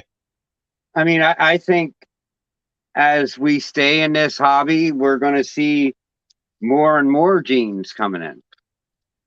Yeah, because technically all they are mutated DNA, so it'll eventually happen. I mean, it happens in humans. Yeah. But how do you think that's happening in the wild? Because on Dave Kaufman's videos, they're saying aliens do it. I mean, the people over there. It's not Dave Kaufman saying it; it's the people in that town. What's up, Bosa? Well, that's because they're not what up, Bosa? That's because they're not genetics was like They're not educated. Yeah. I mean, I don't want to call no one dumb, but they're just not as educated. What I don't know, like just thinking about it and reading, on the genes and stuff. What I think is happening is you get all these normals, right? And these ball pythons don't travel like 50 miles to breed, so these genes are shared. So after this gene is shared so many times, it kind of creates this morph or, this or that. Yeah, because if you think about it, theoretically, like, even if we were to breed something like have paw sets that we wouldn't even consider paw sets because how it was bred from a paw set and blah, blah, blah. Right. Somewhere in the genetics, that gene's probably still floating around, and yeah, it's going to pop up somewhere, and like you don't know how they're going to mutate or whatnot, or the things that affects the DNA while they're developing. Right. Oh, you fucking put your snake in a dryer or something while it's fucking pregnant, it might change the DNA. Who knows? No, I ain't put my snake in the dryer, dude. Well, no, I'm just saying, being a smart ass, like any weird little effect could cause something that react in a way that would be beneficial. And it could be climate change too. Oh, yeah. I mean, if climate is a big thing to these, to them, it could affect something in their DNA to change one little strand to make it look green here instead of black, more or less. Yeah. It's a fragile system, but it's not fragile that way. It's just fragile in the way of change. It's not fragile to the way of where it's going to kill it off. The way I think. So I kind of just want to put out there like my top 5 list of what I'm looking for. Ball pythons. Yeah, because what I did is I'm going through my collection and I'm getting rid of things that just don't make sense with everything. And there's 5 snakes that I'm going to be looking for. Well, 6 basically. I mean, if I can get a sunset or a clown head sunset, of course I'm going to buy that. But I don't think I'm going to have enough money. But if I hit one of these, high-end snakes out of my clutches, I'll sell it to get that. I mean, you never know what you could hit. So you're keeping the super pass down now? Yeah, I'm keeping it. That was smart because if you think about it, you're What up, tossing up dude? a bunch of paws heads. Holy shit! What up? What's up, fellas? It's like we Hanging got out. somebody new on here. Right? Had to get on. Saw Kike in the chat there. Had to get on and post up real quick. Right. Hey, Bosa, when are you gonna start making them in big guy size? Are you saying I'm not a big guy? You're not of my stature. Gotcha. No harm, no foul. I gotcha. What? You need like a 4X? I have to see what the ones are at my house. I don't pay You attention. don't even know his size. It tells you how often I go shopping. Yeah, that's right. I'm a 2X. Come on, Blue, go. I'm a 2X, and I just went to 2X. Like, I was an extra large my whole life. 2 years ago, I had to start buying 2X because the shoulders felt like I was like getting hugged. So no more of that. I don't like being hugged. Get off me. Another good live though, Ken. That Jeff and Angie cracked me up, man. Them 2 guys, they're a hoot. I mean, I know them a little bit. I can only imagine what it's going to be like when you actually get around those 2. Right. Could you imagine A lot different. Jeff dressed up like Juicy G giving Earl a lap dance? I mean, Be nowhere near that situation. I'd have probably been back there throwing dollar bills at him. Yeah, maybe throwing darts at him or something. No, well, see, like, you know how people make it rain like that? Yeah, No, you got it all wrong. For one, you're going to waste too much ones going that way. Individually, crumble it up, make a ball, and throw it at them. It's so fun. Accurate. Fuck that, I'm throwing pennies. Coins. Licking them. Give them that flip, the little sideways flip. Ball pythons you can't sex by looking at their tails without popping or probing. And you guys sex off the tail. Now, I mean, there is a theory out there that females have a little bit of a longer tail than males, but that's more of a wise tail than anything. I've never heard that about ball pythons. Yeah, I thought it was reverse, but Maybe you're right. I mean, I've heard it once, and I can't remember exactly which way I heard it, but not reliable. I don't think. So. I don't think it's reliable either. Any real breeder will tell you can't tell the sex by looking at them. They're not like gaboon vipers or something or anything like that. Yeah, I believe it's gaboons that you could tell by their tail or something like that. It's one of them. Yeah, gaboon vipers you can tell. Hog nose you can tell. Some other colubrids you can tell. And baby boas are the easiest thing to sex because like you don't have to pop and probe. You just rub your fingers down. Stacey, that's not a bad question. Not at all. I mean, you're here to learn, and if I don't know the answer, I'll find the answer for you. There ain't no such thing as a bad question. Yeah, no, that's totally fine question. I've Yeah, heard that totally over and valid. over again. Can't learn if you don't ask. Exactly. And I'll be honest, I mean, with some of our hatchlings and stuff, even popping, probing, we've been wrong. I mean, right. I won't say we haven't. So it's not exact. They get a little bigger, it's a little easier to tell. You can probe and know for sure, But those little if ones, you can't pop, probing isn't that hard to do either. Yeah. I've just learned how to pop from messing with my snakes. I mean, watching Billy's video and watching him do it like bit, 100 times, you kind of do it. yeah. Just careful. Be real. Yeah, careful. you don't want to squeeze too hard. That's one thing I don't do is I don't squeeze. My problem is that I'm too afraid to squeeze too hard because, I've heard horror stories. Sure. Yeah. So the guy that I'll take him to the pot meet, he keeps trying to show me. He tells me to quit being a pussy about it. He's like, well, I don't want to hurt him. I mean, Yeah. you don't. You got to do it right. You got to squeeze them a little. You can't just bend them. You got to push. And I Yeah. can do it somewhat, but I did 2 the other day, and I was like proud of myself. I bought 2 of my males and cleaned their sperm plugs. I was like, fuck yeah, I did it. Yeah. Hey, wait till you pop one of them and it pops right in your face or something like that. Oh, it squirted out, and it like kind of went in front of my face a little bit. Like it wasn't like a big stream, but it was like a quick, like a spray, and it kind of went right in front of my. It almost got me in my cheek, but I moved it. They'll get But you. my conversation earlier about blackhead stuff, I want to get my high. You seen that picture I posted of that high OD the Yeah. other night? I want to get that in with some blackhead. I think that it'll make the contrast pop better. Well, Kent. Oh yeah. Hillbilly Deluxe. Hey, wait! You live in Pennsylvania. We don't need tank tops on yet. Did you hear my hillbilly story? Was you in here earlier? Did you hear it?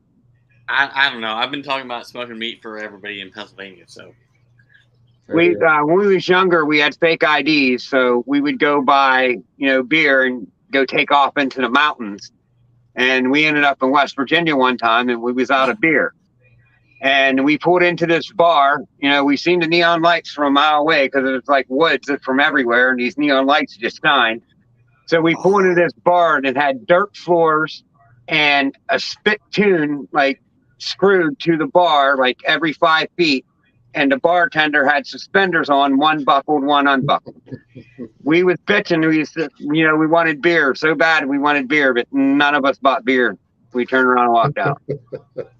Get that lukewarm. yeah, that sounds like I think the place is called Chubby's out in Perry County. It's the place in Perry County. There's only like one stop sign or stop light, right? This is the Pagan Bar. Out there, right? So the bike club, the pagans are there. It's like you have to be polite to everybody. Yeah, so I mean that was the closest to West Virginia I've ever actually been in Pennsylvania, aside from being in West Virginia in Morgantown to go wrestle. But Morgantown's not West Virginia. Morgantown's more like Pennsylvania. It was still like when my dad was in Penn State, they went to visit their Pike brothers there. And they were like doing like beer slides into like Jack Daniels bottles. He was like, "This is the craziest thing I've ever done." And apparently they're a whole different level of people. I mean, Eric, you're closer to them than most of us, right? What? West Virginia. Oh shit! I grew up in Fayette County. It's right there on the border. Hey, the only time I've ever been remotely there was when I was going to Maryland. Yeah, because there's that one wonky part where you have to kind of go through West Virginia to get back to Maryland on the highway. Thanks for listening, PCF. What's up? Oh, thank you, Dickhead. You like my Hillbilly Bass Pro hat, right? I mean, that thing's styling, Ken. The way that yellow just pops off that camera, it does it for you. Yeah. Good sharp. Much obliged. There's no fish hook in here, though. I'm not that redneck. You got to get that fish hook. You're in PA. What are you doing?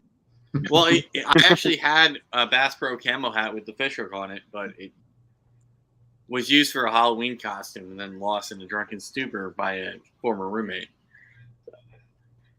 My favorite hat, though. PA, West Virginia, Northwest Wisconsin. It's all the same. It's all the same. Right? Hey, John, how's it going? It says you're slacking. You're making us Pensatuckians look bad, Ken. I'm even in a nice part. I'm even in the nice part. I mean, I could go put on the Al Borland flannel. Yeah, you growing that beard back, I'd watch. The way I'm looking at everybody, like it looks like my beard is just a black spot. You are kind of darker than normal. I have no lighting because I'm like on my coffee table as opposed to where I normally do. Oh, all right, that's So the lighting is shit. So it looks like you have like bees and shit. You should probably This doing looks better like you than got a me. little sun. That's all. Blinding. But you guys were with talking bald about head. popping snakes when I popped on. Yeah, dude, I have my recommendation for anybody that's going to go sex their own snakes is to put it away, make sure there's nothing in there. Otherwise, if you're doing it like on camera, it's on your computer. Don't try to do it on camera if you're trying to do it. And you If got you're trying to learn, don't try to record it. Try to do it first, and then if you feel comfortable, try to record it. Sometimes you get golden showers too, huh, Ken? What's that? Sometimes you get golden showers too. I mean, Oh my I God, wouldn't call it a golden Eric's been shower, there for most more of of a cream shower, but it missed. It didn't hit me. I forget what one it was, but I was about to be like, okay, we'll see what this is, and he just Just a everywhere. mess. Yep. I mean, I think he might even just pissed at me. Like I remember, It's like kind of a That's Ken, just you were it. saying, It's usually you were a saying mix, something about yeah. like watching Billy's video about doing it, right? Billy Yeah. popped everything, adults, whatnot, one-handedly. Yeah, like just like with one hand, right? So Yeah. like I remember I was in his Patreon at the Under time, his leg, one hand behind his back, like right? and I'm like, yo, you didn't tell me that I was gonna get pissed off. It's like when you're trying to figure out, right? You're like, you want to be like looking at it, right? And if you don't clear that chamber, man, learn my lesson. And of course, the response from Billy in my DMs is, ha ha ha ha. Yeah. Yeah, sorry about that. It's almost not fair though. Billy's popping everything. I mean, he'll grab a cat, goddamn dog. He'll grab a lion back there. He don't care. He's just popping whatever. And the hatchlings, it's so quick. It's like, boop, boop, boop, I'm going right in the. But like your males, once they get around somewhat breeding size, they get a little reluctant, right? So you got to really know what you're doing. That's why a probe helps. Yeah, we have to probe everything. We're not confident in popping. I mean, I take advantage of the people around me because I just show up to Brad's house with a bunch of snakes and be like, hey, sex them.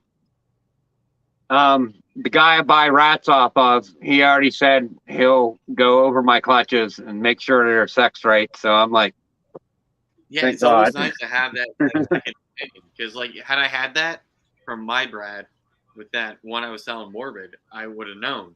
It's like, right. Yo, there's red there, you idiot. Yeah, and of course, 2 times I popped it. It's like, oh, okay, I don't see no peens.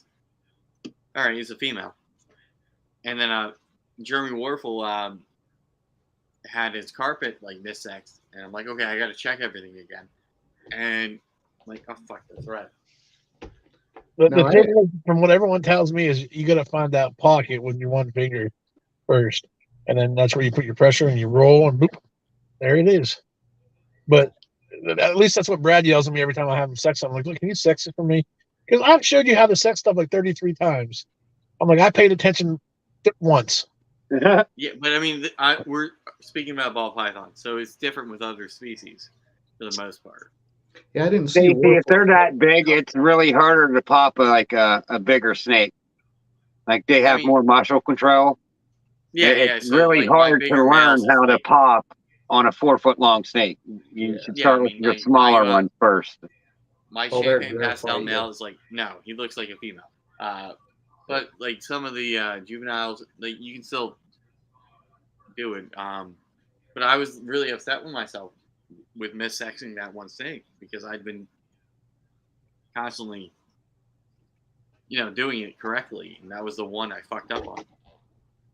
So Nikita's more comfortable with probing, but Ashley from Pep pops them. Yeah, so you have that check. I don't. It's like, hey, Brad, you down here? You want to make sure I did it right? Type of thing. We've just been probing everything the second time. Before it goes anywhere, we just always double probe just to be sure. But yeah, there's nothing wrong with that. I should probably learn how to probe some here. See, that's the thing I don't know how to do. Like, yeah, I'm confused on probing too. I mean, how far is it? Is it like an immediate stop? Like you just shove it in the cloaca and you're done? Yeah, you go on each side of the vent. You kind of sneak up to each side, but you really got to be gentle. I mean, I absolutely that's my fear. I feel like I can probe and it's gonna hurt them and popping. Yeah, it's like, well, you're doing that anyway, kind of. Yeah, it's super touchy, but you know it pretty much instantly. Like a female, it bumps pretty early, and you just don't apply any pressure, and sizing the So- probe right out of the gate is huge. So you lay that probe along their tail, kind of get a feel for what size probe you should be using. Too small is really scary. Too big's not going to give you any result. Right. So you want, Um, because too small you can do damage. Yeah, big. too small is almost worse. Too big, you're just not going to get any kind of result. But gentle, super gentle. But So way more reliable. male is 7 scales, female is 3 scales, Yeah, she but I mean, believes. size of the scales Yeah. depends on the size of the animal too. I mean, 'cause- Well, but their parts grow with the scales too. So the big thing we always said was if it's over 4, it's a male, and we just call it good. Because the female's pretty shallow. I mean, it's going to let you know pretty much Yeah. right away. And we just don't push our luck beyond 4. A lot of Yeah, I people mean, don't. like I said, aside from that one, I haven't been off. And my buddy has a probe kit. His wife's really good at it, Yeah. but we haven't I've really. just heard you have to be really gentle. You can't like force anything. You just gotta Whatever you kind of just barely guide it in and be light with it. And that's what stopped me from doing it. I was like, man, you're Yeah, talking that's about caution, nerve-wracking. Yeah. very light. Like I don't know if I could do cautious and light. Hey, Yeah, I'd much rather be a little rougher and push out well, the heavy from, things. from what I was described as an easy, a generic description, I guess would be the best part is the guy I was talking to. He said, just kind of picture, you take your hand, you put a little bit of paper towel in between your fingers, and you want to go and you want to probe that. You don't want to push where it's going to tear, and you don't want to. He goes, Yeah. that's the best verbal description I can tell somebody. Well, and it goes fairly easy. I mean, as long as you have enough, I don't know, we oftentimes use Vaseline, any kind of a lubricant. If you can just get a slight twist on the probe as you're going, it's really gentle. You don't have to fight it at all. And if you do get resistance, you're done. I mean, just call it good. So Yeah. Talking here, this means I know a couple snakes that are just pretty not happy with me, I guess, in general. They've gotten different attitudes lately that I'm going to go and try to probe, and they're going to bite me. And I'm going to yell. All right, Eric, are I've they been there. males that you haven't bred yet? No. Why were you probing them? Unless you just got them. Everything I got has come from reliable sources, though. So I guess it wouldn't hurt me to check a couple Double check. and just get my bearings, I guess, so to speak. Well, I mean, I wouldn't do it for a male right now. A male that you think is a male, I wouldn't do it right now. Because they're in the middle of gonna hate you if they do you do that, They're I said that because reading a moment. I thought you was done, Ken. Sorry, but I finished that. I only said that because my male pied. He was a really calm and just friendly snake when he was, I got him at 150 grams, and I'll say up to 500 grams, he was really friendly. And then from 500 grams to 900 grams, he wasn't being bred until a female got big enough. And he was really aggressive. When I finally got him in with a female, he totally chilled the heck out. And he's back to being a cool snake again. Yeah, so he wanted to fuck. Yeah, tired him out, probably. I just know his temperament. When I open his drawer, he's not raising up on me. He's just kind of looking, you could see their eyes, looking back at you, if it's away from you. Sure. And I don't know, he's not trying to target me anymore like he was. My champagne pastel male, I mean, my racks are really close, so he can smell the pheromones and whatnot, and he's not been paired yet to anything. And he went last year, and he hates the world. He's off food. He hates the world. He wants to pair. So I'm thinking I'm going to put him in a snake bag and throw him in with the female just so he can get that sensation out of his brain. But that's what I think when they get cantankerous, around this time of year, they're around breeding size. they sort of want to go. They're going to go off food. They're going to be one track minded type of thing. That's funny. We've not noticed that with our males at all. You have a bigger collection though, right? And you're separating. No, they're close proximity. I mean, they're side to side, rack to rack. There's maybe 12, 14 males we're pairing up, but we notice they're pressed up to the front of the tub all the time. I mean, they're ready to go. Do you have any that you're not pairing aggressive? Currently? Like any like your backup males, or are they being weird? No, I guess I've never seen that as far as breeding season getting aggressive or weird. Like I say, they're ready to go. They're always to the front of the tub, their nose in the crack, they're smelling females, but not this biting, one. It might just be because it's champagne. Oh, that could be. I don't know. And I want more stuff to be done in that complex. And I'm not a biologist or anything, but I might start tracking things I notice with it just for the science purpose. Sure. Like when I pair a champagne or a spider, do I get more of that complex than I would any other codom in the pairing? Right? It's going to sound silly, but pastel feels that way to us. Like, I mean, if we put a feels the same way pastel for me. anything, it's like 3/4 pastel. Like, what in the way above all the odds? Yeah, but something else have a bad line of pastel in it that you didn't see. Yeah, I mean, Like a bad line of pastel can go unnoticed. It's weird though how many get the pastel. I guess is what I'm getting at. Like odds wise, it seems like pastel just wants to pass.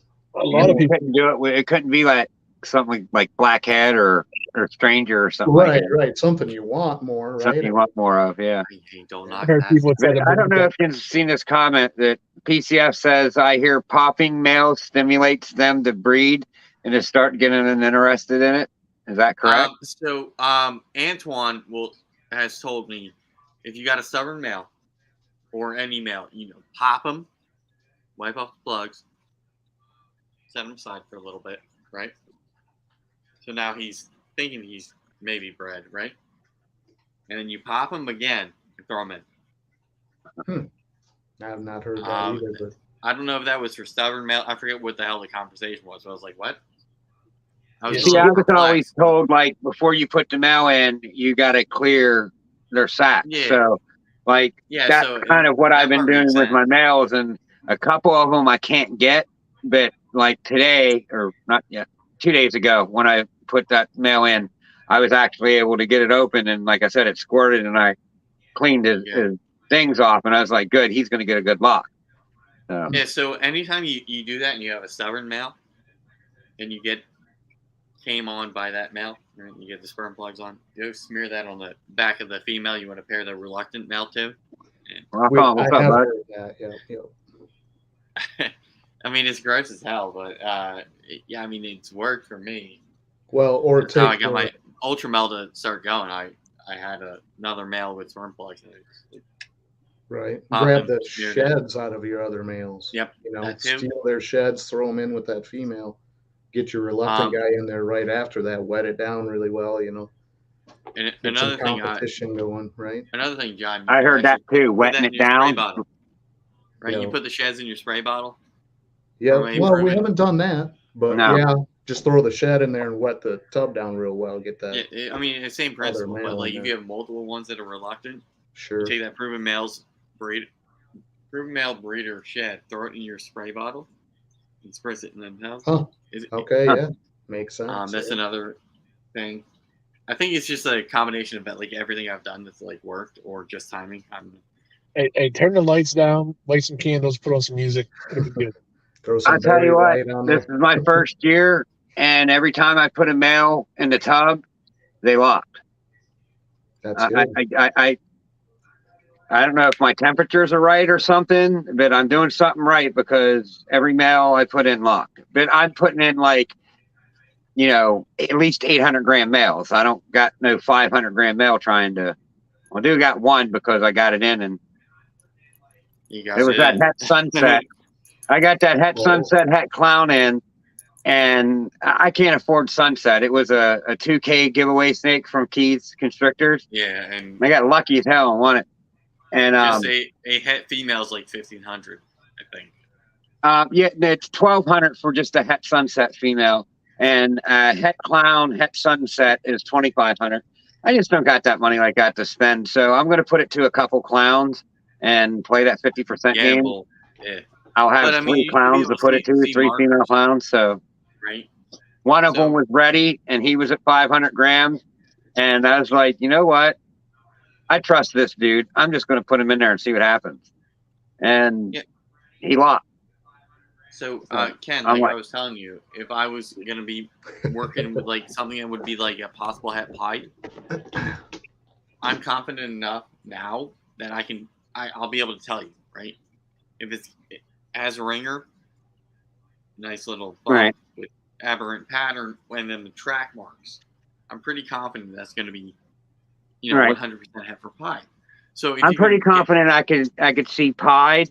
I mean, like we was talking earlier, I got a couple het labs, and every one of my het labs, the alien heads are outlined completely in white. At least 3 or 4 of them on there.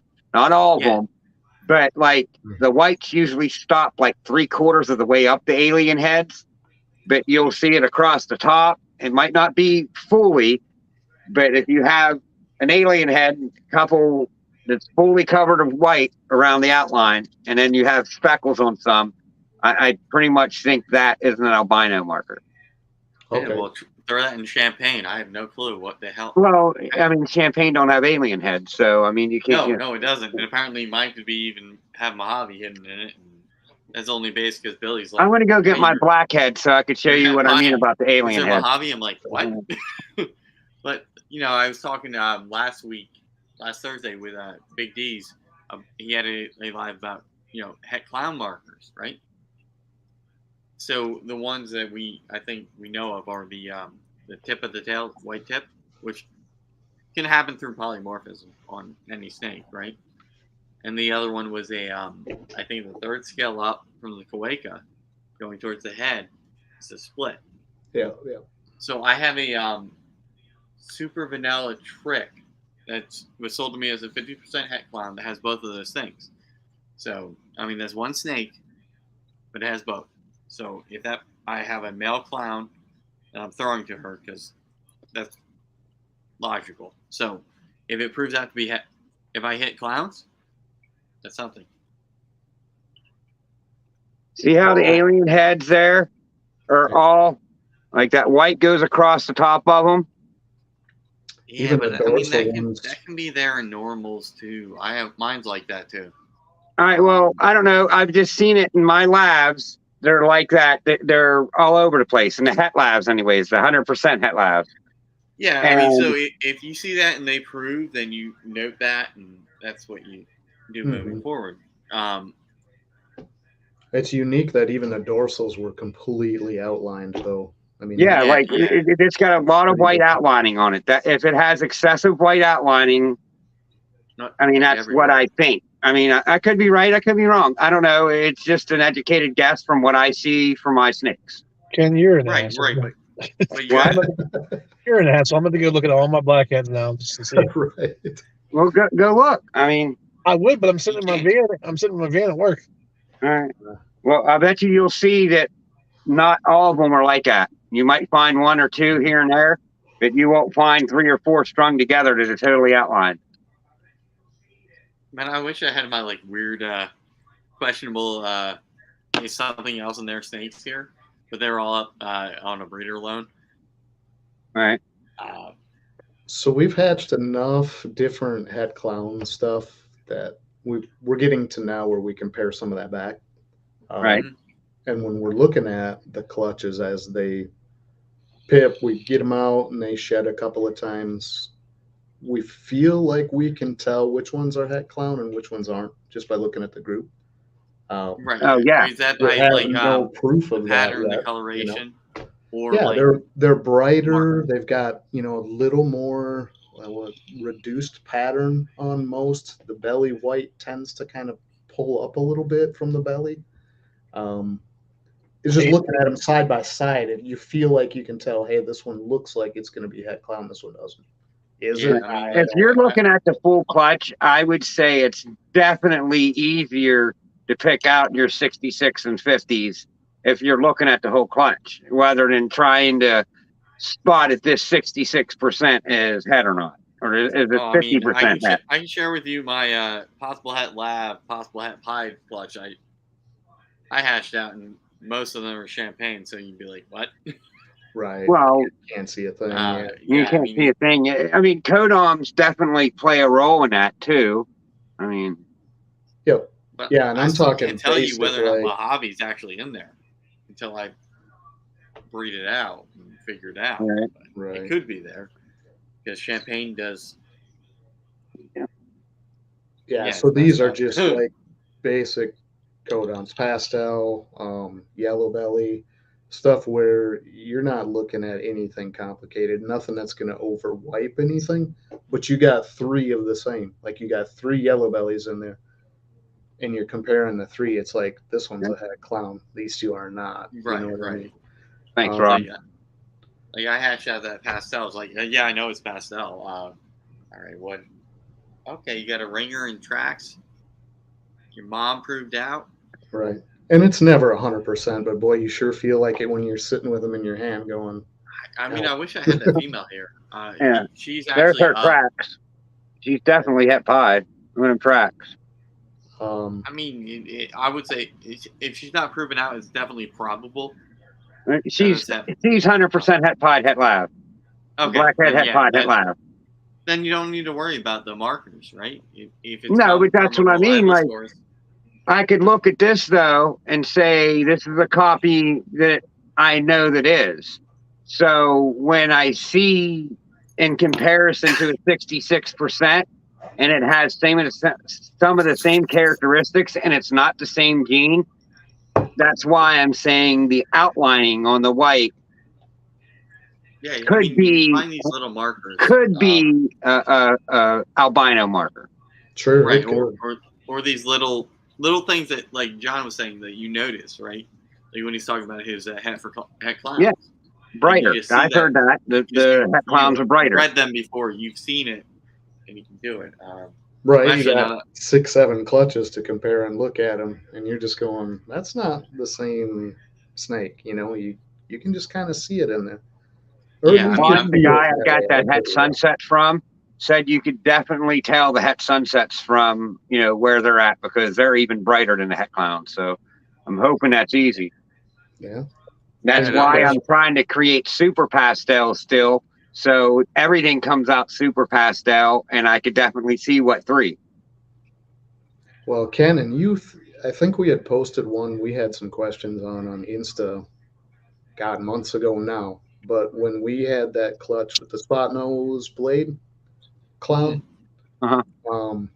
So borderline some of those offspring, and it's like, you know what a with spot nose blade? clown looks like. Yeah. You know what a blade clown looks like. You know what a pastel spot nose clown looks like, but they're all so close on some of these offspring. Actually, I should have Jamie grab that one because you had thought at one point, I think, that there was pastel spot nose blade. Back up. Me? No, Ken up top. He had commented. yeah. I mean, directly I on it. comment sometimes where I see pastel and things. Yeah. Because I have some. I think I remember that. Yeah. Yeah, and I still don't know with this girl because she had such a light head. If you look at the pastel spot nose clowns when they're hatched, their head is super light white. Right. Much more so than just a pastel. And she started that way, but now it's kind of like all pastels, kind of browning out a I little mean, bit. I know I did this on Friday. Okay. And my camera and lighting over here sucks. But I'm going to bring out a single gene pastel. That's the only thing I know that's in here. Because it can't be fire, because it's not a firefly. I think no Jamie's cinnamon or- grabbing ours too. So, Or red. Red stripe, I think, was in the parent. Anyway, I'll grab her. but yeah, this girl, I just don't know. And I think at the time, Ken, you had said to you it looked like a pastel spot nose blade, and I went, oh, man, I don't know. I mean, I've That's shown a this pretty off pastel, before. though. This is from Kurtwood. You can't see; it's brighter than this by lighting sucks over here. But I mean, you can look at the pattern of this pastel. Yeah, but you can tell it's a pastel even in the dark right there. Right. You can tell it's a But pastel. that's just a single copy of pastel. That's just a single copy. Yeah, that's a beautiful pastel, but it looks pastel to me. Right. So that's a single copy, right? I'm gonna go put her back. Hold on. So if you look at the head stamp, you don't see the blushing at all. But it that's the single gene. Here's the super.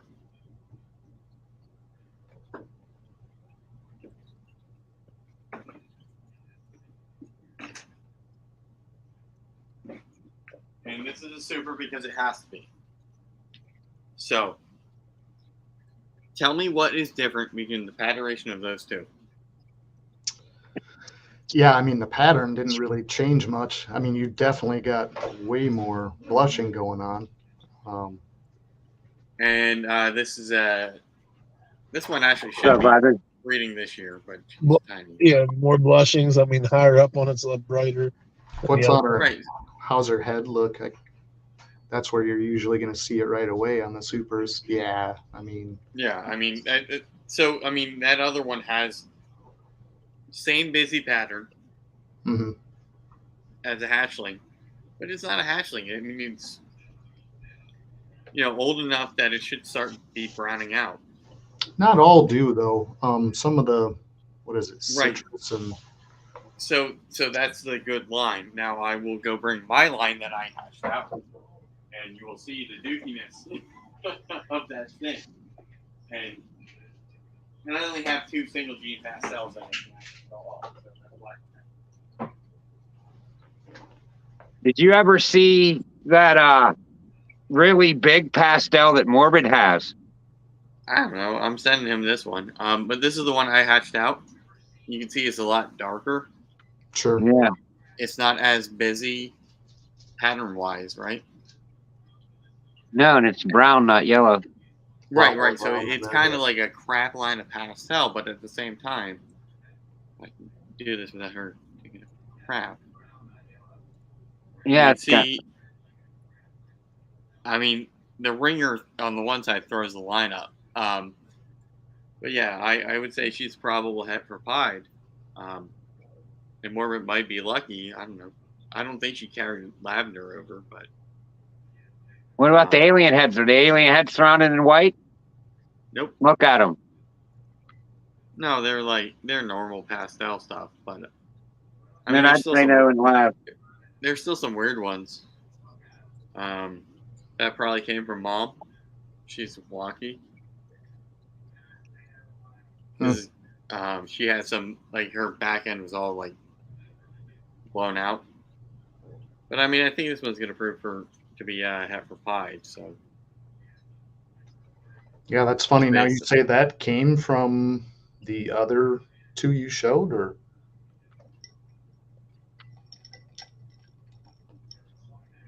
oh, You got Really? heat on. I did. I'm about to. All right. Would be alive. Oh, what do you got? so this is that girl. You put it on.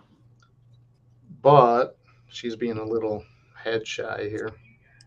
I'm not used to putting these in front of the camera, guys. I apologize, but Oh, it's an art form. We all screw it up. It can't be worse than what I just did. I'm on my table. Yeah, I'd say that's pastel. well, it's definitely pastel. My question was because we did get some just straight pastel clowns, but What else is there? What was Spot the nose and blade. that's what I kind of thought.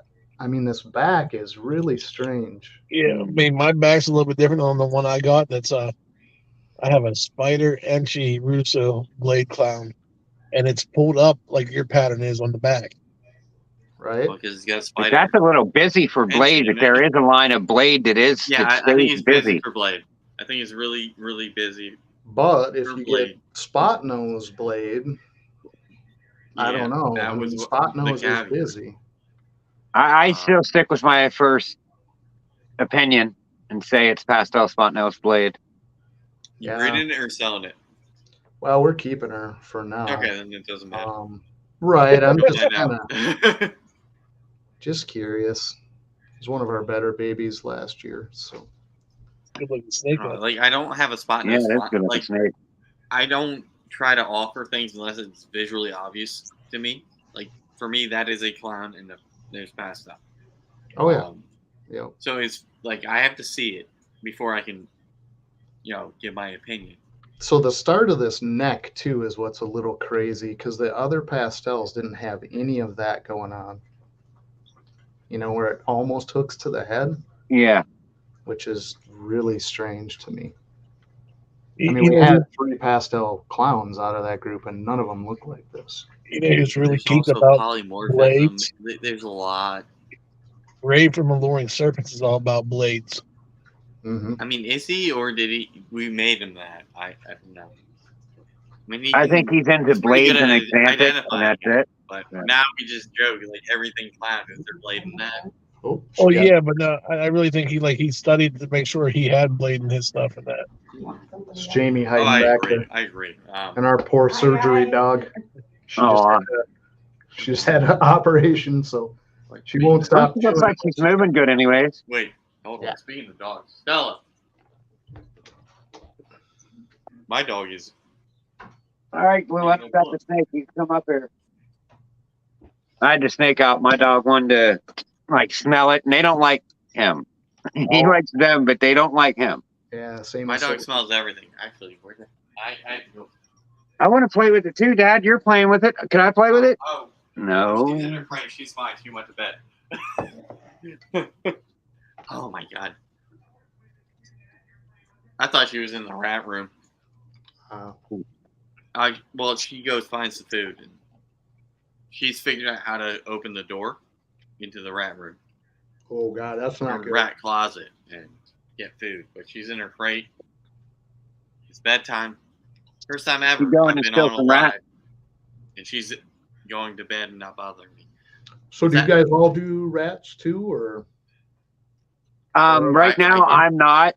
I was doing ASFs for a while, but my ASFs kind of went postal and killed everything in there. Really? Yeah, okay. they can do that. I have 4 colonies of Norwegians. Gotcha. Okay. 3 1.3s and a 1 1.4. We started ASFs last year.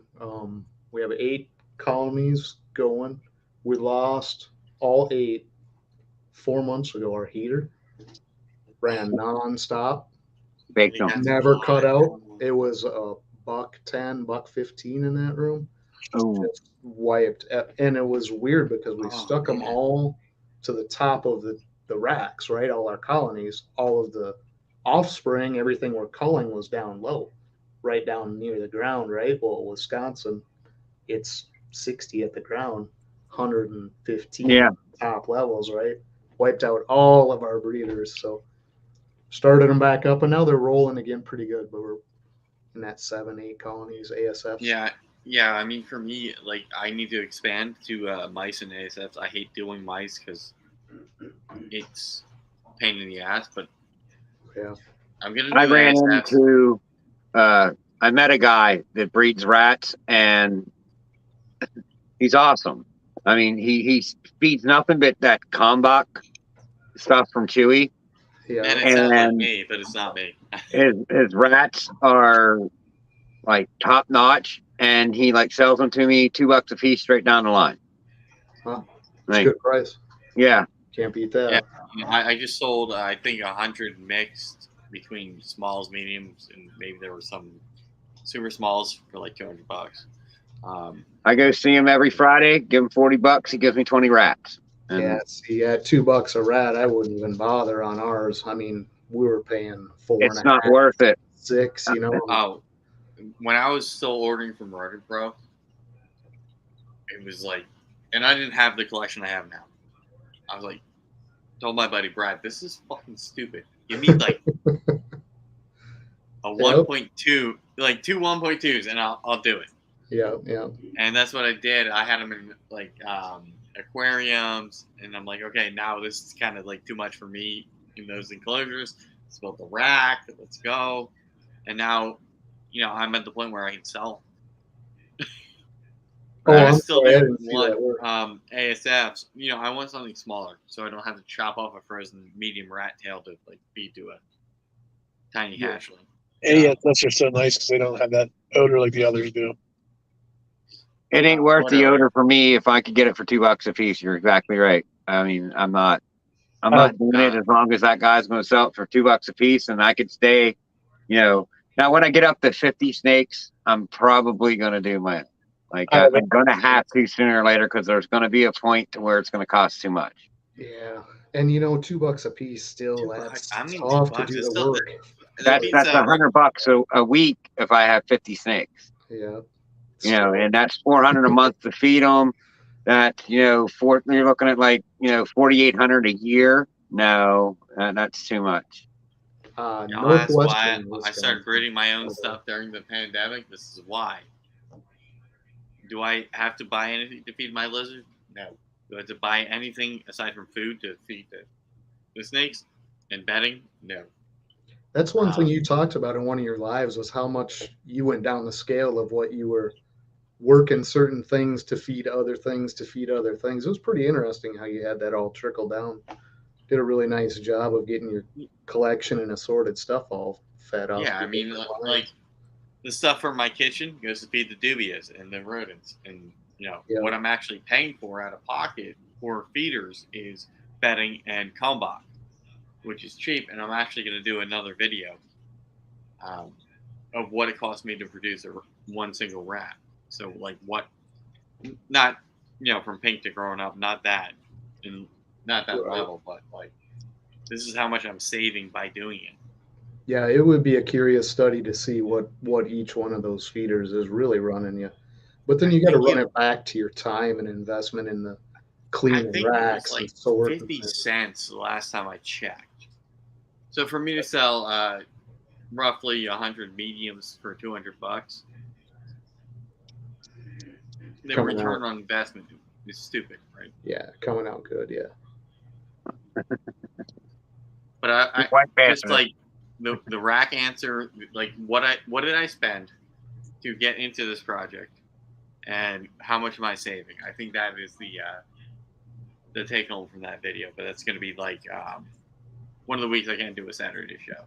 Yeah, well, you should also add at the point where it makes it viable for you to start doing that compared to your collection size too. Right. Yeah, it's a good point. Yeah. I mean, where did I get pissed off? I spend $100 a quarter or whatever when I get rats for $6. If you only have a handful of snakes, just order a shipment off Road and Pro and let it last you for a couple months, and then or wherever. Yeah, I mean that there's that fine line where you can still justify that based on your collection size. I lost that line about 24 Burmese pythons ago. You should start or pigs. Start a rabbit, yeah. I was gonna say. I got a rabbit local to me. Yeah, they're old ones and they're ones that don't make it. They have problems that they call that they'll freeze for me, and I'll pick them up there. So I got the rabbits locked down for an amazing price. And even at that, if it is people are like, "Oh, you're horrible," I can go to a Rural King or whatnot, pick up a rabbit, big enough to feed my berm for a month for $15. I could get rabbits off the Amish around here for $5. Just a barely bigger than a pinky, like the baby ones, $5 a piece. If I get down there, all you can do is find the Amish if you want cheap rabbits. Oh, come on! I was about to say, Lori was telling me you just gotta find the Amish. Now I live in Allentown, Pennsylvania. I may look like I'm Amish, but we're far. I'm dead serious. Hey, Lancaster's only about a 45-minute drive from you. That's out by Jeremy Warble, not by me. People got murdered 2 feet away. I just think it's funny about Pennsylvania. So, Eric, actually, we have the whole state represented here. We have the east side. Yeah, middle. Eastern part. West side. College. And we got out there by West Virginia. I'm more Butler by County, Ohio. correct? I'm like Where are you at, Eric? in Butler. It takes me Oh. 40 minutes to get or not even 40 minutes. Speed limit, it's 40 minutes to get to Youngstown. Gotcha. Eric, I grew up in Fayette County. you said Burmese. Is that what you're working, or you got balls also, or what? I got balls. I got This is gonna be burns. I got fun. ball pythons. I got. Eric, you want to tell John your story of how you went from no ball pythons and a bunch of Burmese and big snakes and venomous to You ain't missing all much. the ball Jason. pythons in a month? Yeah, I'd well, be listen. curious to know. About August last year, I had 0 ball pythons. Now I got over 30 ball pythons. I sold off my whole retail collection due to a family emergency, though. And the venomous is only temporarily gone until I get a safer setup and room built up where they can't get out if something happens again. If I had to go to be gone for a while and somebody to watch after them. But yeah, now I got over 30 some ball pythons, 26 Burmese pythons, some tegus, a bunch of rodents, Paragaboon vipers still. That, I Okay. mean, you're Okay. crazy for having them. they are odds. cool. I will say it. They are freaking cool, but I don't know. I mean, yeah, I could do it if I had to. You know what I mean? If I really wanted one, I could do it. But I don't know. You'd be like, here's the like, I'm dealing with a nuclear isotope gloves. Right. That's right. how I feel. Like, Oh yeah, I would have I've gloves been on bit up by to here. venomous lizards, and no. I'd be walking into it looking like Randy from Christmas Story. Yeah, All right. there you go. You're here I'm to blame coming me, to but get you. haha. See, listen, and I'm gonna sound like this typical idiot when it comes down to this. Oh, If come on, I you're from want- if I Pennsylvania, wanted- it can't be that bad. We If have I the wanted, best if I laws. wanted to, I could handle my Gaboon vipers like they're ball pythons. But I don't do that. I use the hook for the control the front and I tail them. Yeah. Tegus, they're awesome. PCXO. No, they're assholes. I've seen a couple that are assholes, but I've seen a couple of the big ones that are just like, It's like a dog almost. yeah, it's like Yeah, a dog I mean, almost. if Yeah. they know you and you handle them, they're great. I had a big one I was gonna buy. It's like $100. Like, we were at Oaks, one of our reptile shows, and I was gonna trade my bearded dragons to my buddy for like $100. Buy this tegu, which I have the enclosure for right here. And I'm like, all right, we're doing well. I mean, he wasn't an adult, but he was big, right? So I'm holding him. And the second I let him get his feet down on me, he freaked the hell out. Because he's like, now I can move.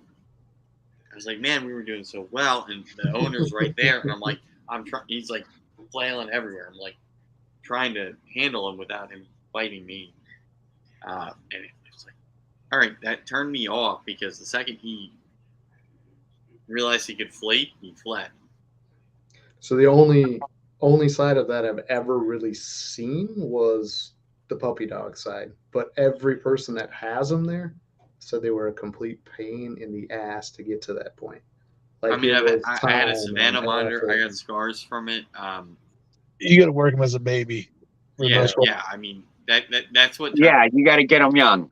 Absolutely. A tegu is something you can't buy, you know, that's this big, and you think you're going to take it home and have a puppy dog. Yeah, I mean, I feel like he got his feet down on my arm and ran to his owner. But it was like, oh, I still got scars from it. Yeah. But I mean, I've had monitors before, and My black throat was a puppy dog, though. It was like, when I got it, it was over 4 foot already. oh, there's a scar. And it was just common shit. Yeah, monitors suck. Some monitors suck. Some are okay. I see. I'm fascinated by monitors. I want to get one. Nice. Maybe an Aki. I feel like that one wouldn't suck as bad if it bit you. But Savannah, I get scars from. Aki still hurt. It can't be as bad as Savannah.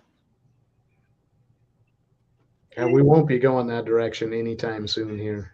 No, I won't be getting any kind of big lizards anytime soon. No. But sooner or later, I want to get some type of monitor. I'll still take a So- tick or a burn or a retic bite over any lizard.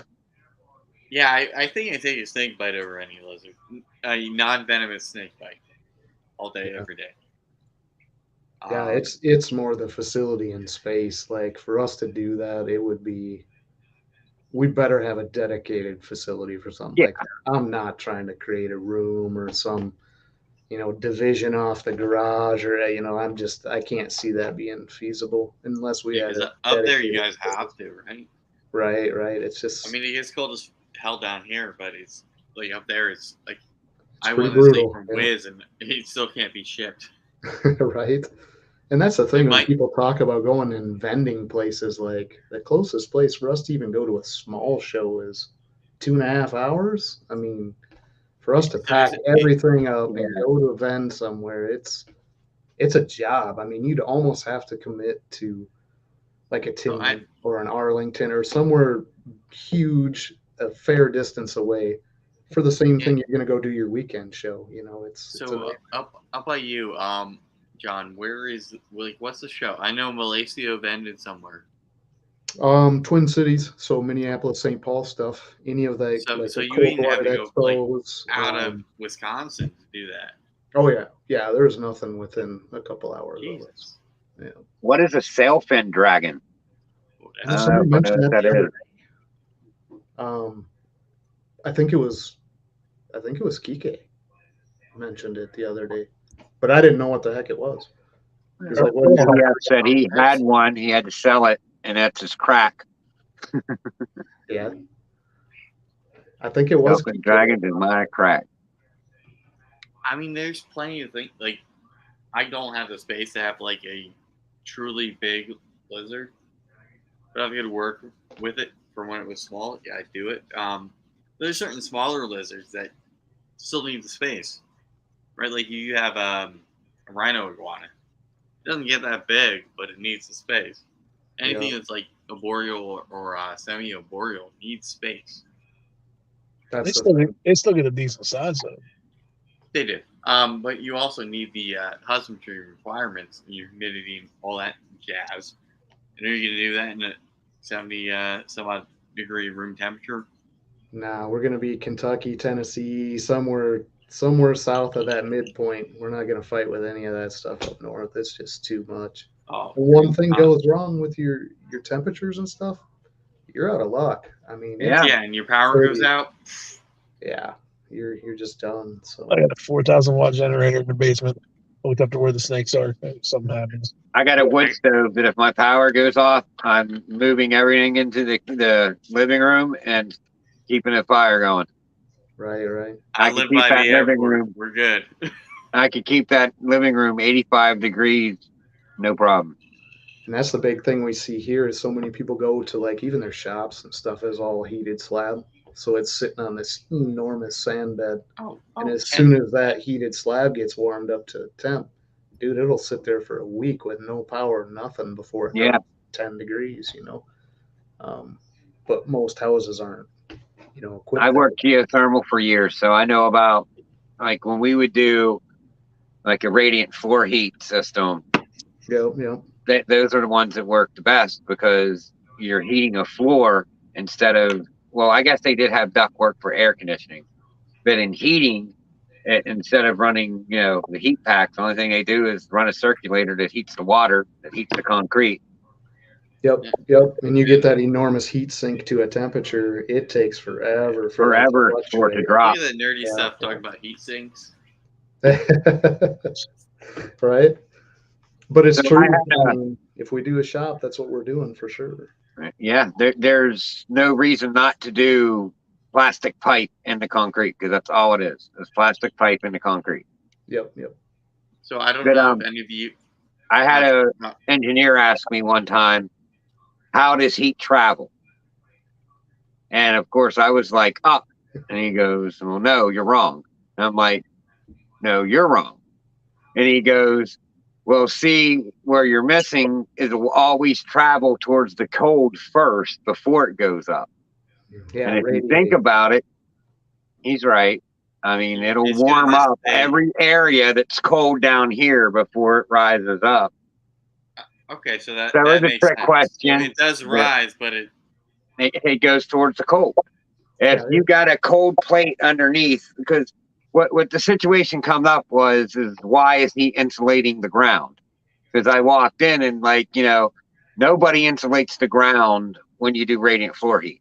Well, this engineer was, and I asked him, I was like, well, why are you insulating the dirt? And he goes, okay, let me ask you a question. That's what he says. Where does he travel? And I go up, and he goes, no, it goes towards the cold. So if so it was blowing out the put side the of that, right? insulation there and then lay the pipe on the insulation and then heat it up, I'm not going to have it going down at all. It's going to go up and I don't have heat loss. And I'm like, Oh, okay. So okay, so I understand now.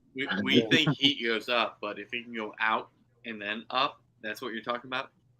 He didn't want it to be wasted sitting there heating the dirt up before it would go up because there would be some heat loss from the dirt.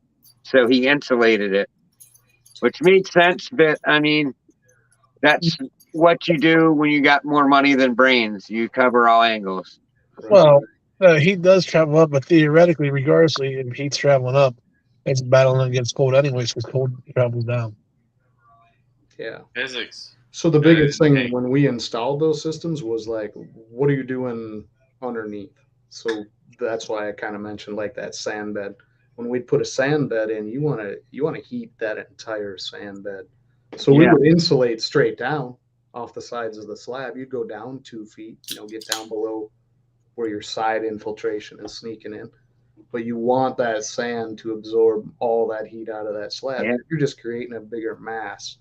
It's going to get cold either way, but the more mass you have to retain that heat, the less energy you're putting in through the season to maintain. Because if you're pumping it all out and you're just reheating it again, you're continually starting from zero, but you get that enormous mass going at a certain temperature. You don't have to do much to wiggle it, Nope. Works See, really I love good. how these, like, y'all are technical guys, right? And some things. You're dealing with the actual how you're doing it. You're not dealing with like the physics and the math and that stuff. You just know this is how it works. This is how we do it. And then you have guys like me who are more science, math oriented, and I come in and it's like, oh, it should do this. And you're like, no, this is how it's done it forever. I'll just build it. Give me a blueprint and I'll build it. Yeah. And this is how it's gonna work because this is how it works. I'm like, well, the heat dissipation by whatever calculus shit you don't understand. And you're like, no, this is how it works. Eric's on a long break. Eric is a stupid advisor. No, I'm not. We're just done. Oh, okay, I got you. It's early. But kind of by what we were saying, if you're sitting your radiant floor heat pipes on a cold ground, you're going to have more heat loss there than if you would insulate it because then that cold ground's not going to still the heat. Well, to some degree, but again, you're kind of what you're playing against is how much is your loss above and how much is your loss below. So if you're heating 50 degrees, say, in the ground, which I think most of the northern climates like 50 degrees, 55. Yeah. So that differential between your house being cold and the ground is way smaller than the 30 degrees outside right house. Right. So you would always prefer to fight that differential than to fight the upper differential. Yeah. So the bigger mass you can get by altering that small differential is where you want to go. So get that, like I say, if you're putting it right on like raw earth or something, insulate it. You're not going to get anything useful. Too much loss through the soil and water and all kinds of garbage. Mm-hmm. But if you're on a nice big flat sand bed, use that sand, pump all that heat into that. It's just like another hunk of concrete in a sense, Yeah, I get that. Yeah. So the bigger that mass, the better off you are. Yeah. This one house we did, they literally built it with styrofoam blocks. There's a piece of styrofoam, plastic, holding on to this piece of styrofoam, and they stacked these pieces of styrofoam on top of each other, built walls, stacking around, built windows. And then they ran their radiant floor heat even in their walls. In their floor and their walls, they had heating. That place, they said, once it gets up to our set temperature, this thing don't kick on for 2 days because their walls are like 80 degrees or whatever. Their floor is like 80 degrees. Once it gets there, it's not going to lose it. Sure. Makes sense. But that house was amazing. Yeah, I mean, if you can do, if you have the idiot money to design everything correctly, like we have some buildings that have geothermal. Yeah, I know geothermal like inside and out. I did it for 15 years. Because you have it more out there than we do here. But for some of our new construction, that's one of the things we have to fucking test for.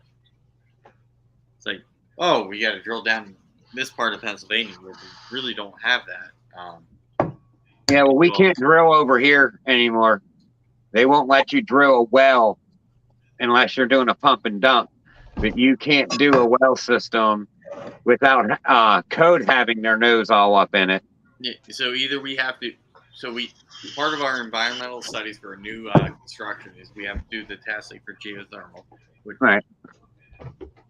doesn't work here, but you have to do it, and then make it be thermal, right?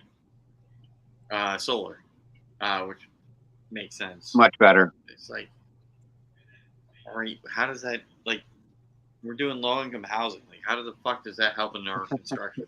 Right. And then we have the other environmental guy telling us how much insulation we have to have in this old building. It's like, you just fucking build the house. Build the housing, man. Come on. I get that. So in my industry, we're always paying some other external consultant to tell us how much we have to do whatever XYZ to put a roof over somebody's head. It's like, what? Really? We pay this nerd $100,000 to go, yeah, we need to do this. Depending on which ground you're on, PCF for sure. If he's putting it on sand, like John was saying, yes, he does have a good point. I forgot what I was going to say now. I had a good story, but I know I went on my rant about what I do. But How the hell did we get affordable on housing? It's like, really, geothermal? like, just build it. you never know. You know, Fuck, you never know what you're going David's to talk bacon. about on these lives. Sorry. Oh, Ken, we don't care, buddy. I apologize to you union guys where you have them prevailing wage, but that sucks when they're trying to do something for the government to help workers. I bet. Yeah, you get enough bureaucracy in there, you're going to get all kinds of wrong stuff for sure. Like, for me, like, I've dealt with, like, union contractors in various trades, and it's like, I have some that are great, right? Hey, my job took 2 hours and 1 minute. I have 59 minutes. You have anything else in my trade that you need me to do? And you have other guys that milk it out all day. Yeah, right. And it's like, what the hell, man? You know what the job site was. You know that we're a nonprofit. You milked out another $10,000 to, like, wire something I could have done if my company let me. That's why America's going to be a shithole until people start being honest and, you know, everywhere. Gonna be? Until people's going to start being honest. Yeah. I mean, but, like, with my thing, it goes back to, like, a good worker. I mean, it's like, look, you hired me for X amount of hours. Or this job, I went over, I owe you, like, 59 minutes. Like, you got a GFI I got to replace or something. Whatever, just let me do it because I'm billing you for that extra hour. But don't cross the lines, what you're allowed to do. Don't step over those right. lines. Don't go touch anything to do with plumbing. Right. Yeah, it needs done tomorrow. No one's here to do it. But you can't touch it. That, but if I hired you to run a on-off switch to something, and you took all day when it was easy. That's all that was on your slate, though. That's the way those unions work. With shark bites now, you can teach a monkey how to do plumbing with them shark bites. With the what now? Plumbing's pretty easy now. You can teach a monkey how to do it. They got those shark bite fittings. You just get a fitting and push it in now. And you don't got to glue nothing. You don't got Get to. a leak, boom, boom, done. Yeah. Or you're talking all the PEX fittings? Yeah, and stuff? PEX fittings and stuff. Gotcha. Shark bites. That's what the name brand of them are. Oh, okay. The Gotcha. brass ones. But they got the plastic ones now, and I used those one time, and out of a 10-pack of elbows, 3 of them leaked. And those plastic ones, they're made for a permanent fit. You can't just take them off. The metal ones, you can use that tool and take off. Yeah. These plastic ones are just made to sit inside of a wall for 50 years and not leak. Well, I had 3 out of a 10-pack leak, so I cut every single freaking one of them out and replaced them with shark bite. Yeah, there's something about that PEX. I know if it's done right, that stuff's good. It's good. Oh, yeah. Temp, it takes swelling, it'll take shrinkage, any kind of change. But God, there's something about it I just don't trust. I used to It's plastic holding a bunch of water in your house. I mean, it's plastic. It's scary, right? It's scary. Yeah, it's scary for sure. I mean, I know it's good stuff, and they use it everywhere, and you hear very few horror stories, but every time I look at it, it's just in the back of my brain somewhere. That's going to fail. That's going to fail. It seems like it should. I mean, like, you know how water will find its way through anything. Oh, yeah. How in the heck could we make an elbow that you just snap it in and it goes perfect, right? And it goes perfect. Yeah. Eric said something. Hold on. Eric said I'm leaving. I'm hopping off. Hey, Luke. Eric. My light's turned off. Hold on. What up, Luke? Luke, I'll put the link in the chat if you want to jump up. See, John, this is what I have here. Everything is on my phone. Oh, okay. My living room light shut off at 11:30. They come back on to wake my dog up at about 6:30. Anyone else want to jump up? Come on up. Got the smart home all rigged. Oh, yeah. All the reptile stuff, everything. We use some of that stuff, some of the Alexa bulbs. And, I mean, we definitely have all the sensor stuff going in the snake. Oh, yeah. area. I mean, but I've been telling my boss, it's like, hold on, I got to run home. Something was wonky. And then, of course, it wasn't. It was just like a power surge or something. Like something flicked the temperature, or flicked the electricity, and everything pushed towards me. Yeah. It went out for like 1 second. But I've had that scenario. I used to. I don't anymore. I work from home now. But I used to work like 15 minutes away. So I did get those alerts, right? And I'd leave. And I've known the guys for years. I'd worked there for a lot of years. They didn't care. I'm like, look, man, I'm 4 degrees off and it's going up. I'm heading. I'm going to go check this out. This is going to cost me money, potentially. Oh, yeah, not even that, but time and everything else. But, yeah, you're damn snakes, right? So it's climbing. I'm leaving. And I mean, I remember power went out here a couple weeks ago. And I'm like, hey, my boss, I'm like, what the fuck? Walmart. What's that? I gotta wait to make sure everything, when it comes back on, it resets and it's fine. Yeah. God forbid the thermostats and everything else doesn't remember. You on break, Luke? The settings. What's up? A long break. A long break. A long break. Department? No, a long break. All right. Oh, he's at the place I used to work at. Not his. No, I'm still at work. But yeah, I'm on break for another 30 minutes. Why are you Family and snakes come first. Exactly. Exactly, yeah. Well, I mean, we all invested money in this. You know what I mean? And we would all like to get that money out that we invested in it at some time. And if you get an alert that your shit might be burning up, I'm leaving. I don't care what I'm doing. Oh yeah, absolutely. Yeah, man. I mean, thankfully they were always really good about it, honestly. But there wasn't a question of whether I was going. It's like, I'm going. Here's why, But they were always super good about it. So. Yeah, I mean, for me, I'm the only one that does what I do at my work currently, so I can make my own schedule, kind of. So it's like anytime there's an issue, I'll just flex my hours and deal with it. Yeah. Right on, Rock. What did you win? Rock said he left work and drove 45 minutes to pick up the snake that he won on the giveaway. Okay. What do Probably you win? Terrence's. I think Oh, he yeah. did win on I TV? remember a lot of us won that were like it was rigged every time. Like I was watching Penn State wrestle. I forget who, Michigan or something like that, and I just see, oh shit, I won from Malaysia, and I'm like, yes, it's me. Yeah, yes, I'm here.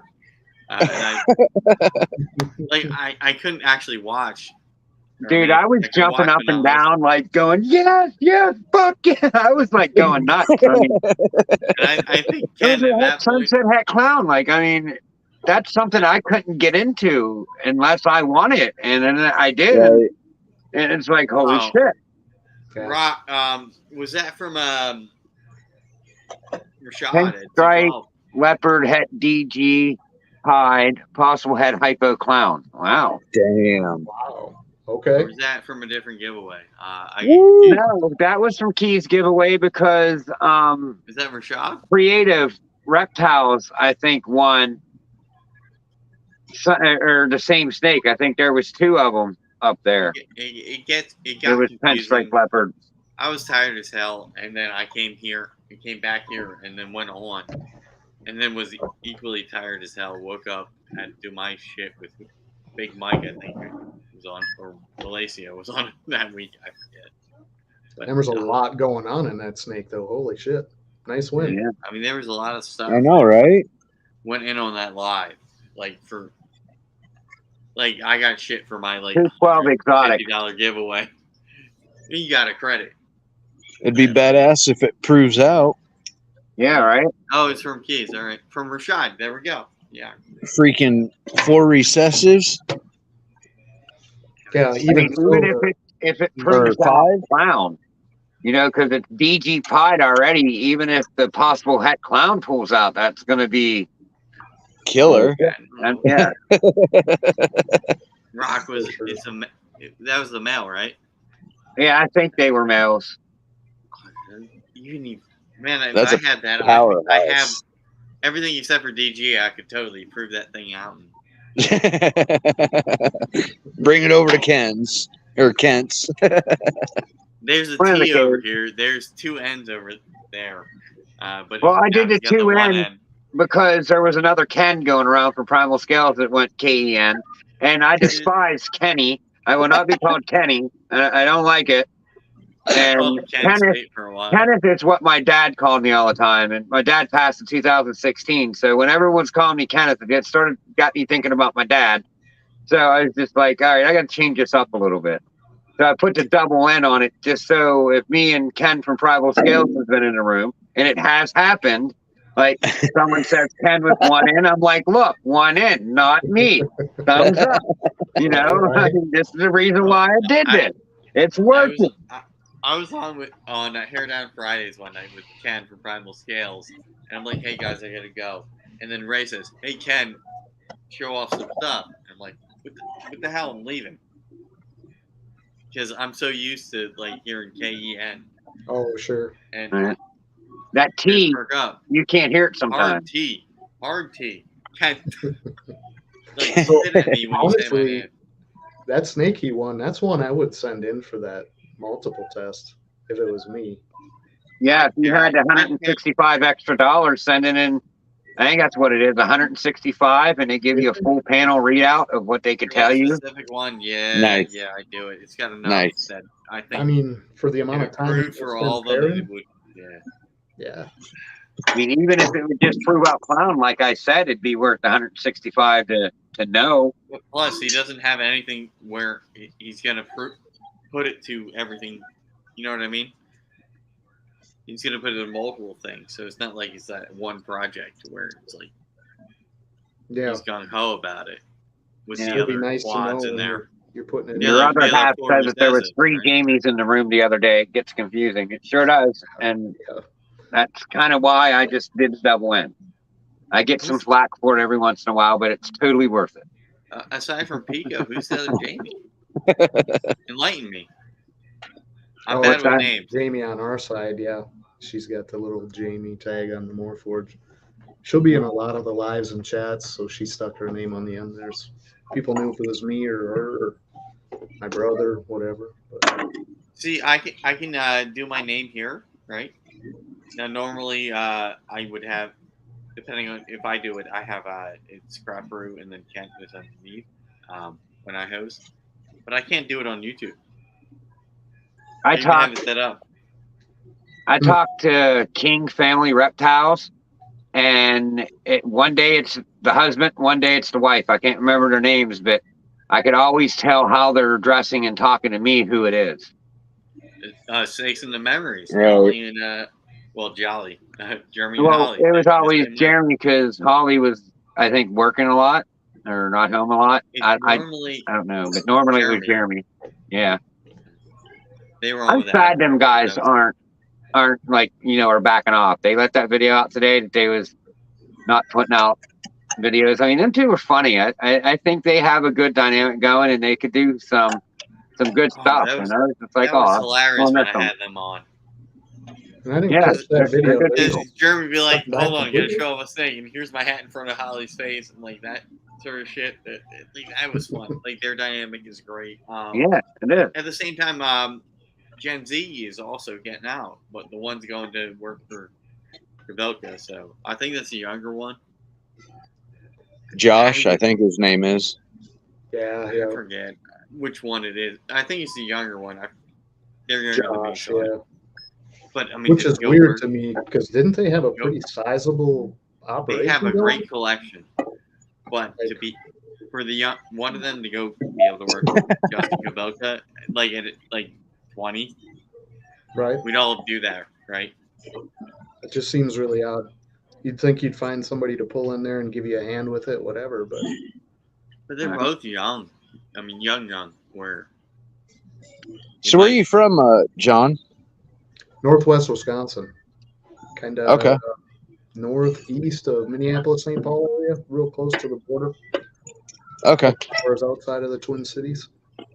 gotcha. Yep. So you're probably like 6 hours from me or so. I'm in Iowa. Yeah, depending on what part. I think I want to say. I'm Man, I never I'm realized just right north of Des Moines. how Okay, yeah, about central 5 of and a the half. country Iowa was until I did a Yeah. map.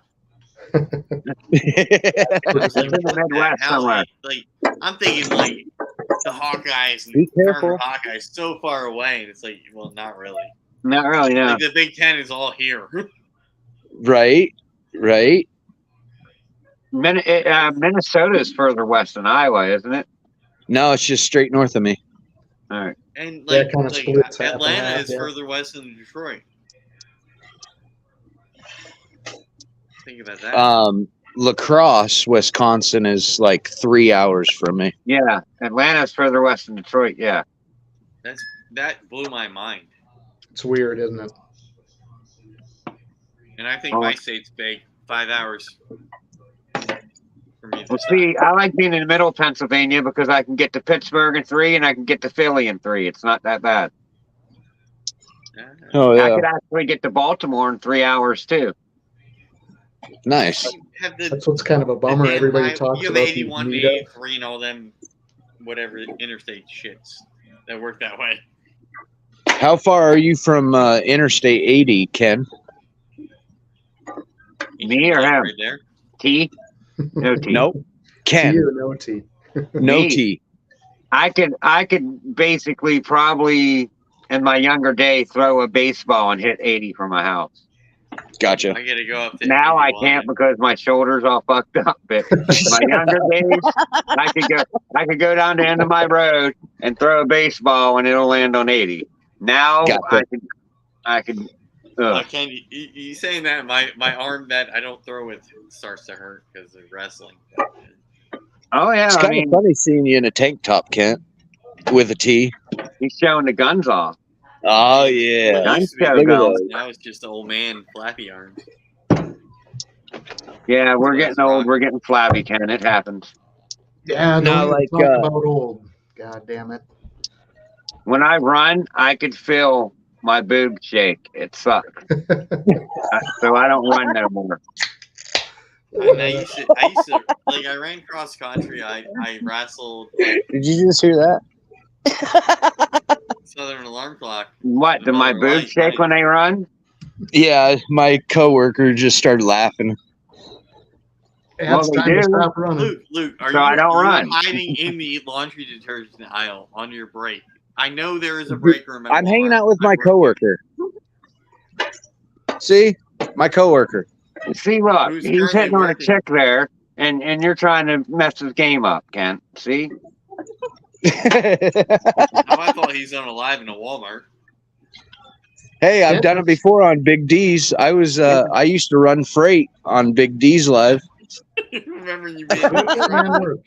Just let that Hold man on, work. guys. Yeah, I did. I So- would just set it on the pallet or by the pallet and have it like show down the aisle that I'd be working down. Yeah, so if you ever worked at Wally World and you get stuck on the truck, you go in there and you throw stuff down the rolly cart into the. That's all I do is fucking unload truck and run the freight. So if you're in Iowa and you see a guy talking to himself, pulling like a skid behind him in Walmart, he's just on a live with us. He's not really talking to himself. Yes, He's make not sure really you weird. keep He's the camera actually an okay dude.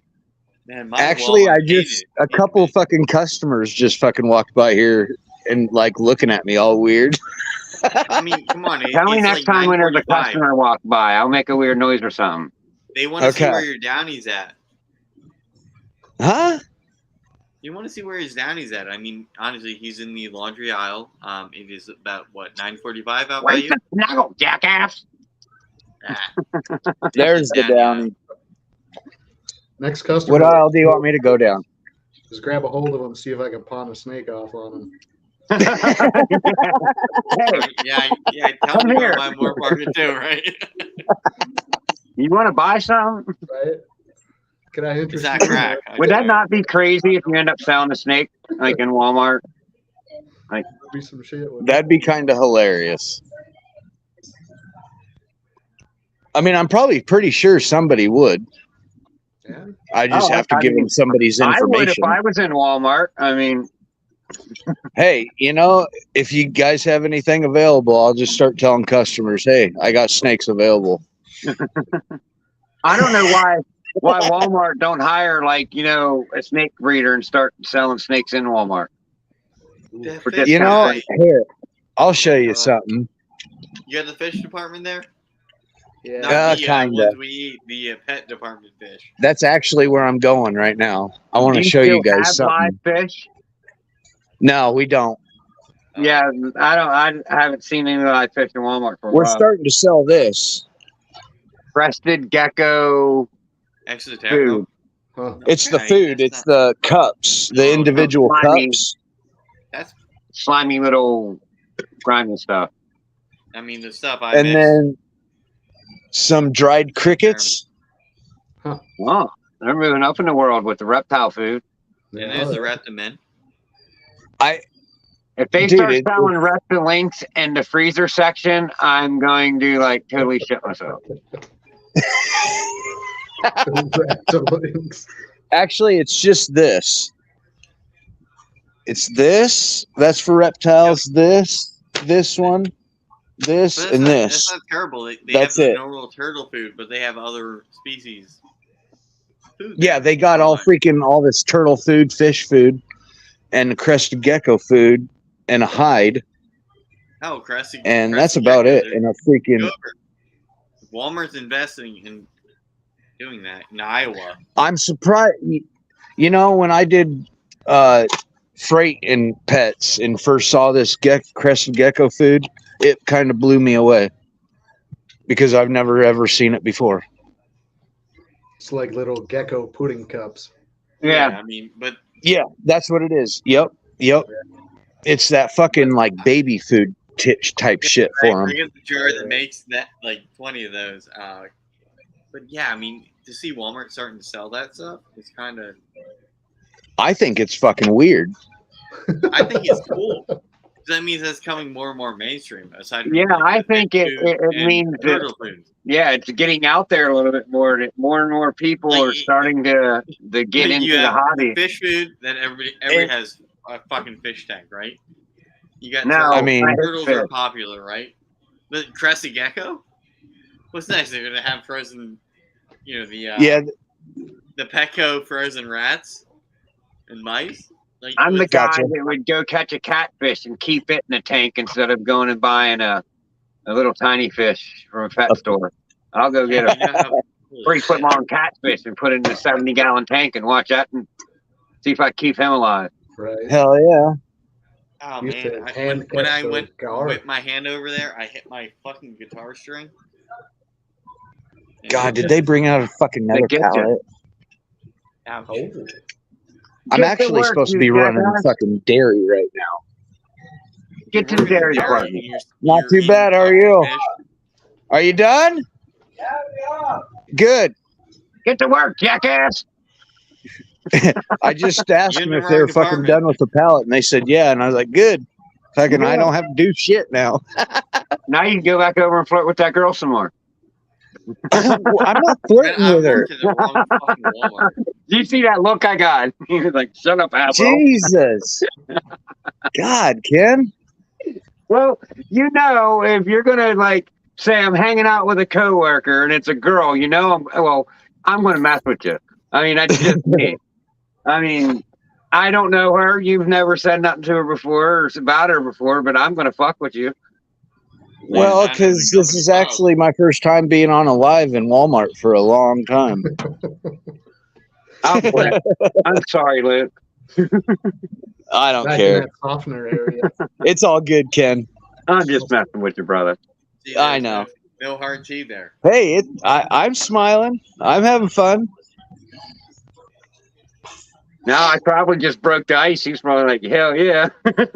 Yeah. Who the fuck are these people? I'll get a thank you later for that.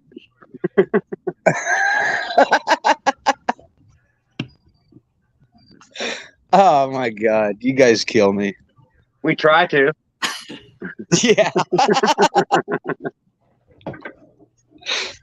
See, there's sometimes I could just come up with this quick-witted stuff that'll just make you die, and other times, that's when I get off.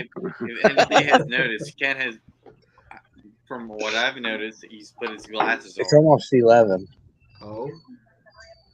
Yeah. It's that time. because I'm about to clock out. Yeah, I'm wearing down too. Yeah. I mean, it's been fun. It's two. I'll go 3 hours. We got another 9 minutes. Gotcha. So Ken, you talked about doing Yellow Belly Complex. Yeah. What do you currently have in that group? I have a gravel female. What is I it? have an ivory Oh. het clown female. I have a That's a good one. fire asphalt female, and Asphalt. He said I asphalt. have a Mojave asphalt female and a gravel het clown het ultra male. Okay. Nice. I didn't catch it before, but when did you move to Canada?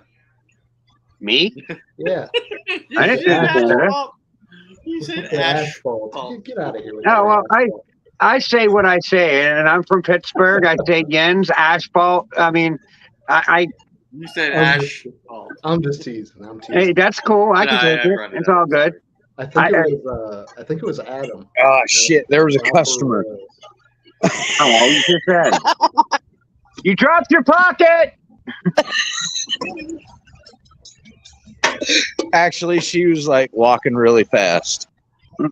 Says, You don't want "Bro, them you're gonna ones. say They won't look asphalt." back. If they're Well, on it's the about mission, they're not closing going to pay time attention. here. She only has like 8 more minutes till the store closes. Yeah, so they're running. So you got a good mix of that stuff already, is what you're getting at. It Yeah. sounds Yeah. like, yeah. Yeah, Man, John, I wanna what get- was- I want to get a super stripe het clown female or male for that. It don't matter, but a super stripe het clown. I really like Spectre, and then I want to get a super spark.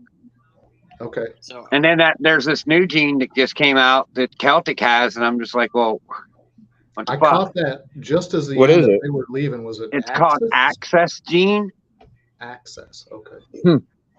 They didn't I don't spit know. it out. Eric did. Eric knew about it because I mean, course I Eric did. guess I don't know about Lone it. Star Reptiles Earl. Earl's Earl, working with okay. it. Earl's the one that discovered it. Okay. But that What was is- pretty wild looking in that what they had. That was a gravel in this access form, and it looked like a really like almost stark white with a brighter white line highway. It was really tough to see in that lighting. It almost had a wiped side, almost like it had like a champagne or something in it. It was odd, But they said it was peach. If it had They said it champagne, looked you wouldn't know what the peach. fuck it was. right? I mean, it was super odd looking though. The sides were really wiped, which normally, I mean, a highway or something, you'll see some pattern and stuff Yeah, going on. yeah, you're right. See, Or at I'd least want to work that those- Inspector and Spark because they're the lighter, brighter colors than that. And Yellow Belly too, I guess. But asphalt and gravel are more darker genes in that complex. Tend to be, yep. Yeah, tend to be. So I wouldn't really want to work it in the darker genes like that gravel. I don't want to work it with, Spectre or Spark. Keep it lighter on that side of it. Yeah. So, John, what I was telling Ken earlier, while I was trying to play guitar and listen to Adam and whatever, it was to make any allelic combos known, right? So, like, if you're working with Spark, pair it to an ivory, right? So you know you're either getting pumas or yellow bellies. Sure. Yeah. And you don't have that like, well, shit, it could be expensive as this, allelic gene or a yellow belly. You know what I mean? Right. You want to know what you're selling somebody. Yeah, and I that's feel bad. the trouble I had with a lot of those Because I'm just sitting complexes, here on this live and you're working. and especially the yellow belly complexes, like your Huh? offspring become super iffy. Like, what do you tell the person? You see it listed all the time: gravel or yellow belly. I Asphalt would or prefer gravel. it be There's gravel. always the slash, right? But Right. See, So I'm it's only like- going to work that if I have a super on one side. so you're getting the So guy. I know what I'm getting. I'm not going to have gravel / yellow belly / I'm not going to have that. Gotcha. Okay. That's where it Yes. became really fuzzy for me, and I'm looking at it going, God, until you got to that super point. especially It's- if you have multiple codons. Me in there, too, John. Like That's what I had a Like hard time calico. with.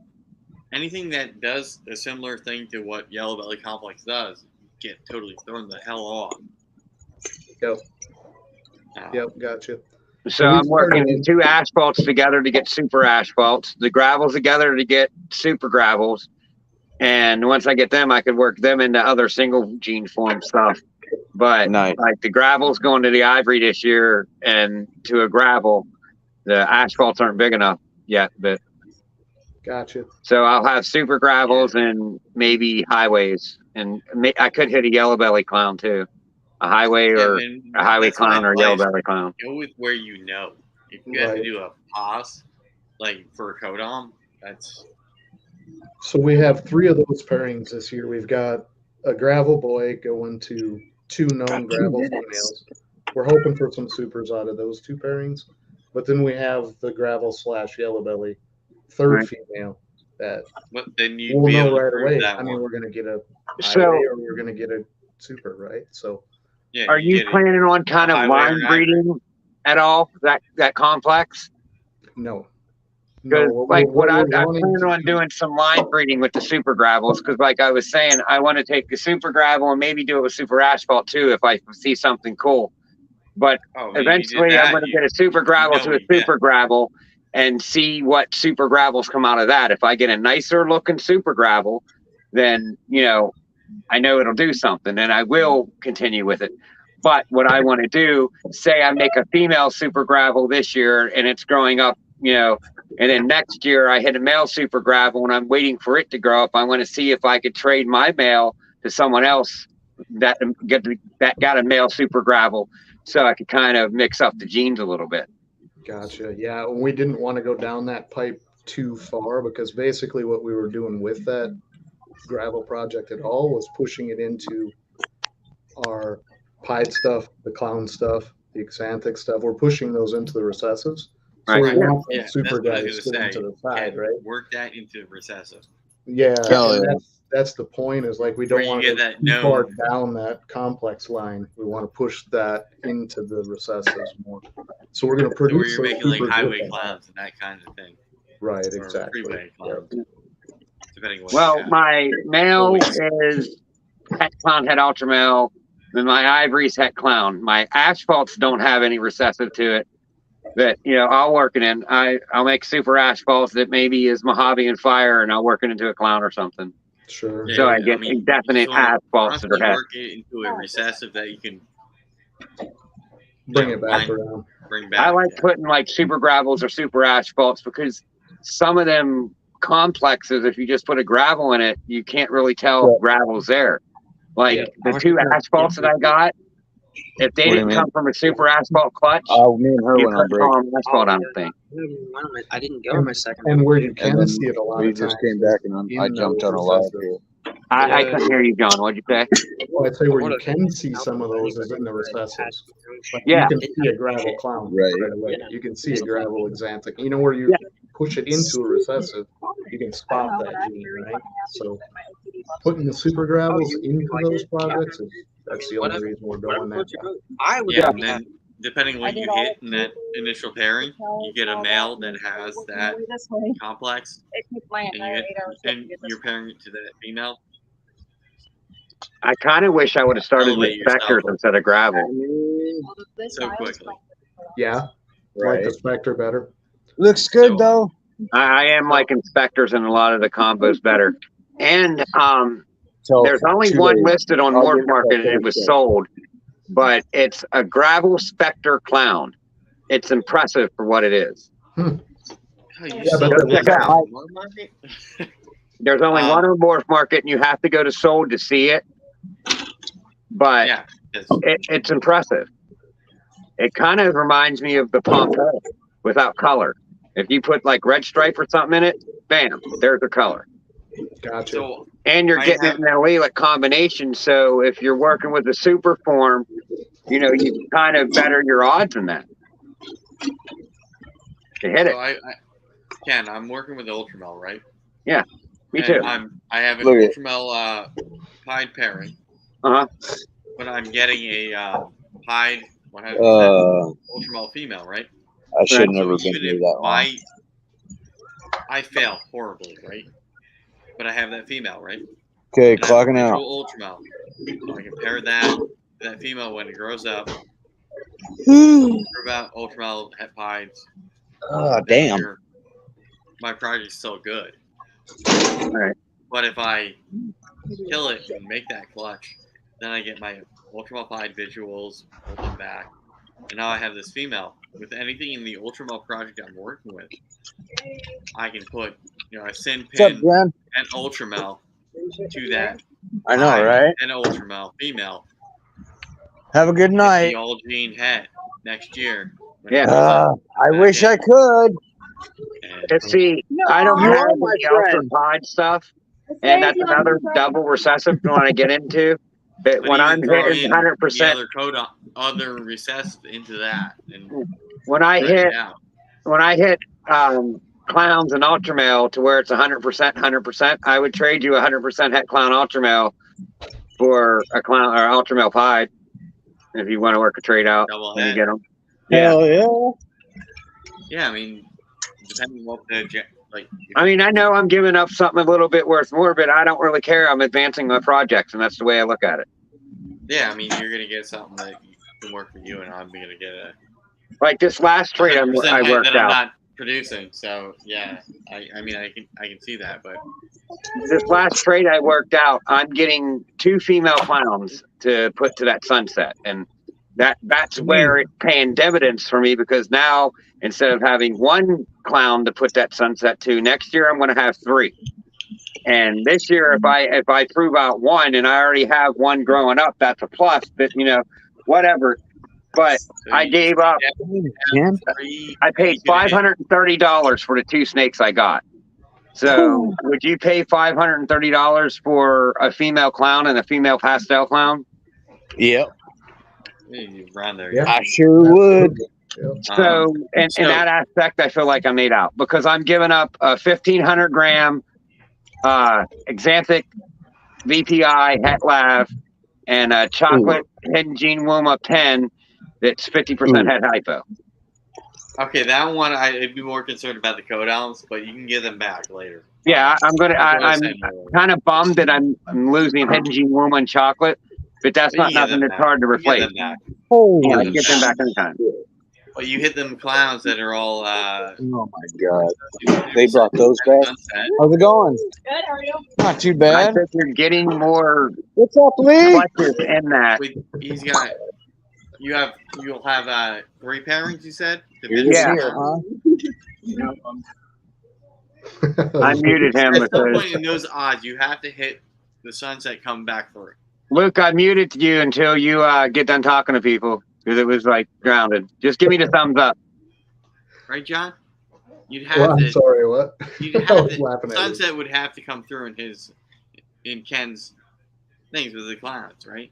Yeah, it's 50% of it. It's He's gonna have gonna to hold come through. everything back. So wait a second now. What are you asking? What were you pairing? So he's pairing Blaker said he'd only pay $350. Well, oh well. And then I get took it to the cleaners a little bit because the clowns are helping me more than the other 2 snakes are. So he's got the Super Pastel double het sunset clown. Okay. You're getting visual clown females. Yep. So if there's 3 of them to that male, you're gonna be all pastel. Yep. And he's gonna hit the clown, most likely Well, at some point. yeah, more than And- likely he's going to get half anyway.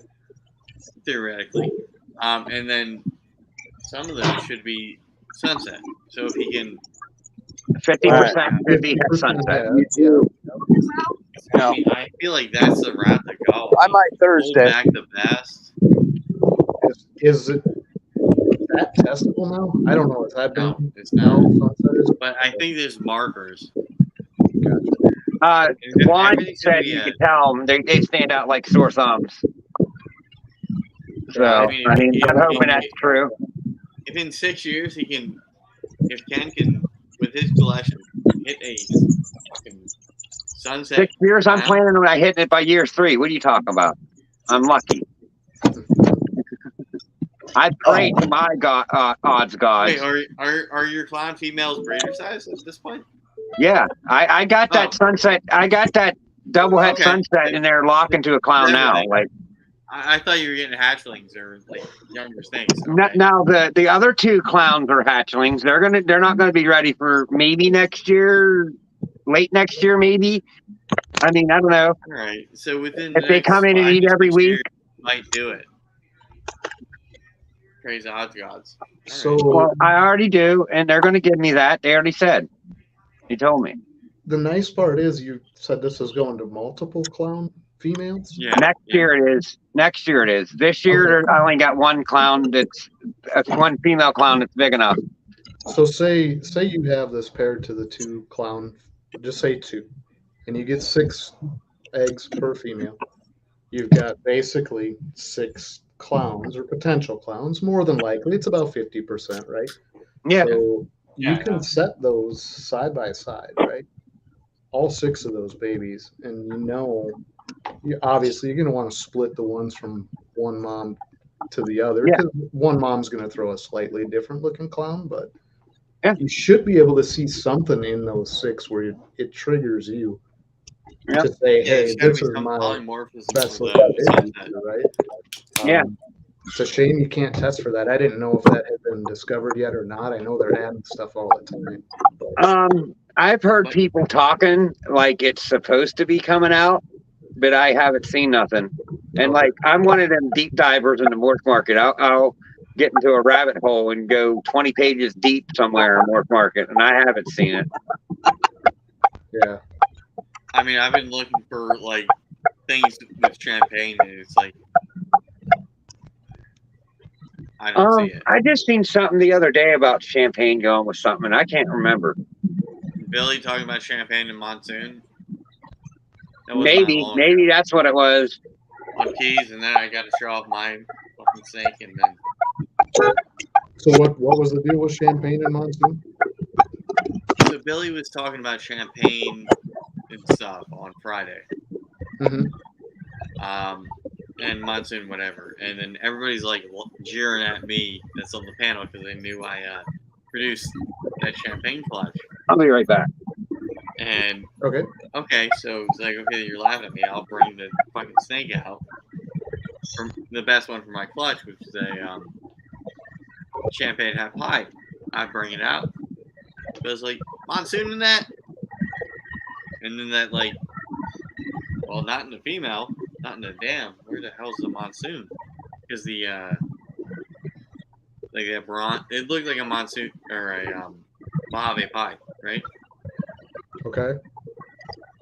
Are you guys going to do that deal that Billy said last night in his live? What did he With say the last night? 50% off any $1,000 to $3,000 animal? Oh, what I want to do is well over that. I want his Monsoon stuff to my Champagne. And I think I mixed up Monsoon and Mojave. But Oh, okay. I was so going to say, Mojave what was is in my thing and he wanted to work Champagne and Monsoon. Gotcha. So it's like, oh, is there Mojave in this Champagne half pie? Like, no. So, how do you guys feel about Monsoon? I'm not a huge fan. I don't know why. I'm not, because like I don't know what the hell you can put with it. I'm not ready from what I've to seen. invest in it yet until I find out for sure, 100%, that it's recessive and not a codon. But if Because there's still Champagne questions fuck with out it, there. Yeah, Then and we, I don't, regardless then of we the way, had- I don't know if I like it with anything so far. I mean, to me, it just yeah, too busy. It's kind of messy. I don't know. So I'm not a fan, just it's- appearance-wise. yeah. I mean, but if for me, if Champagne is the gene that's gonna like fuck with it enough to bring it to somewhere, where it's like, Maybe. Yeah, maybe. then yeah, send me a. I hope you're right, because I just don't like Champagne. I don't like what it does in much of anything. I mean, to suit you your can't own. tell. I mean, to suit your own. I mean, if you like it, I mean, I'm not going to knock you for it, but I just don't like it.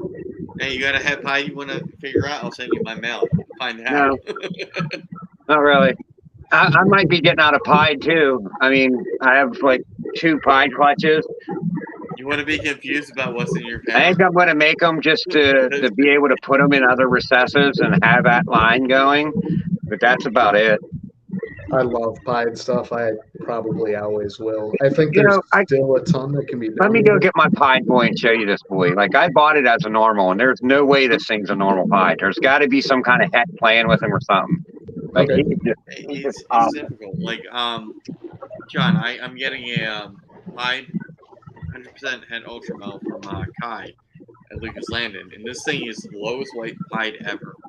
Yeah. It's got a ringer, but the only way you can tell it's a pied is because the pattern's all Jumbly, yeah. stupid. And I'm hoping it's really, really orange and bright enough that's like, you told me double visual, asshole. But not really.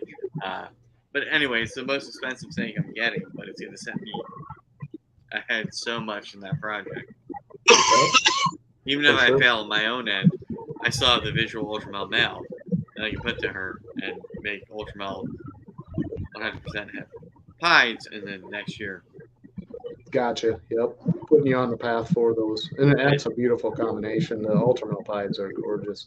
The one thing I will say is like so much Monarch stuff coming out now. Oh, that I don't know who's pushing that. God, I really like it. It's such a rich color. You will never hear me say it on a live, but I get it. But I'm invested Yeah. in ultramel. Mm-hmm. I hear you. Okay, so are you thinking that the coppering thing's going? That's nice. Yeah, that is not just a standard pie.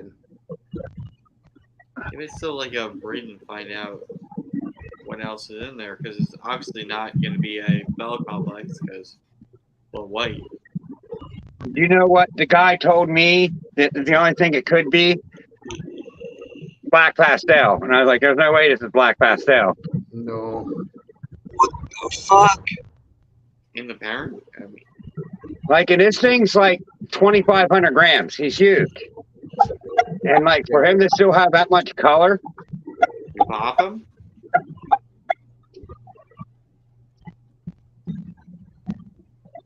Yeah, that's I mean, Oh, Blake says Mojave Pie. Yeah, yeah, he's got that coloring.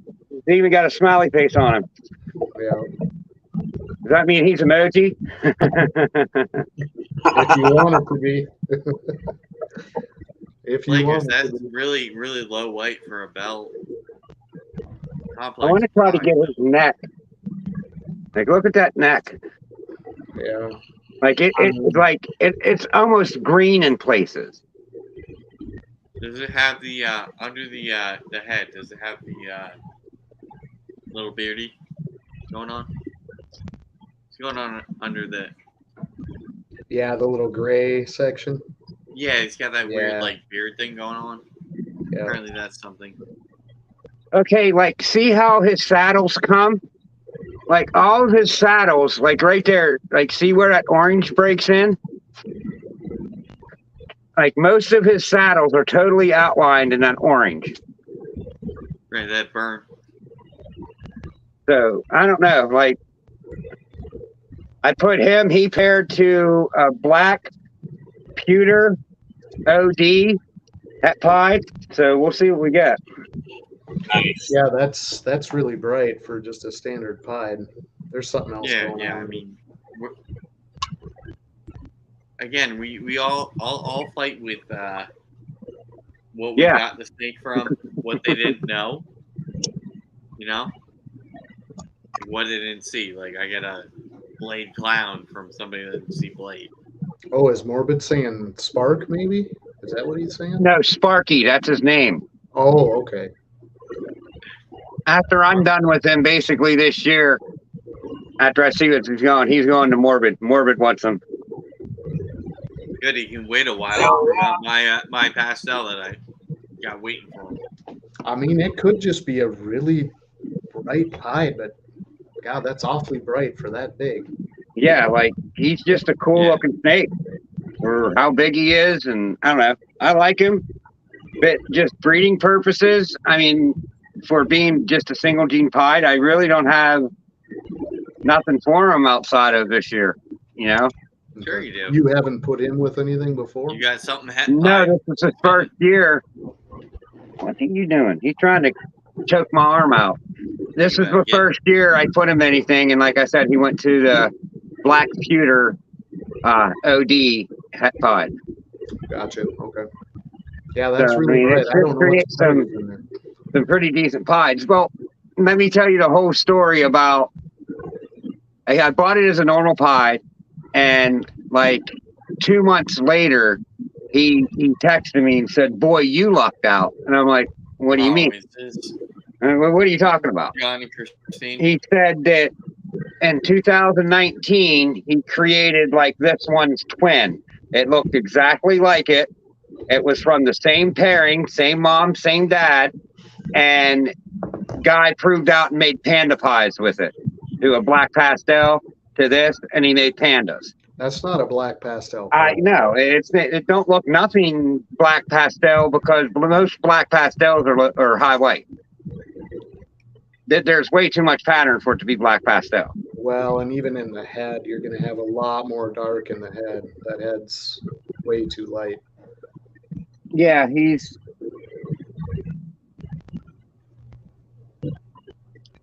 Yeah, that's not dark enough. It would be Look dark. at that head stamp, though. That's a weird head stamp.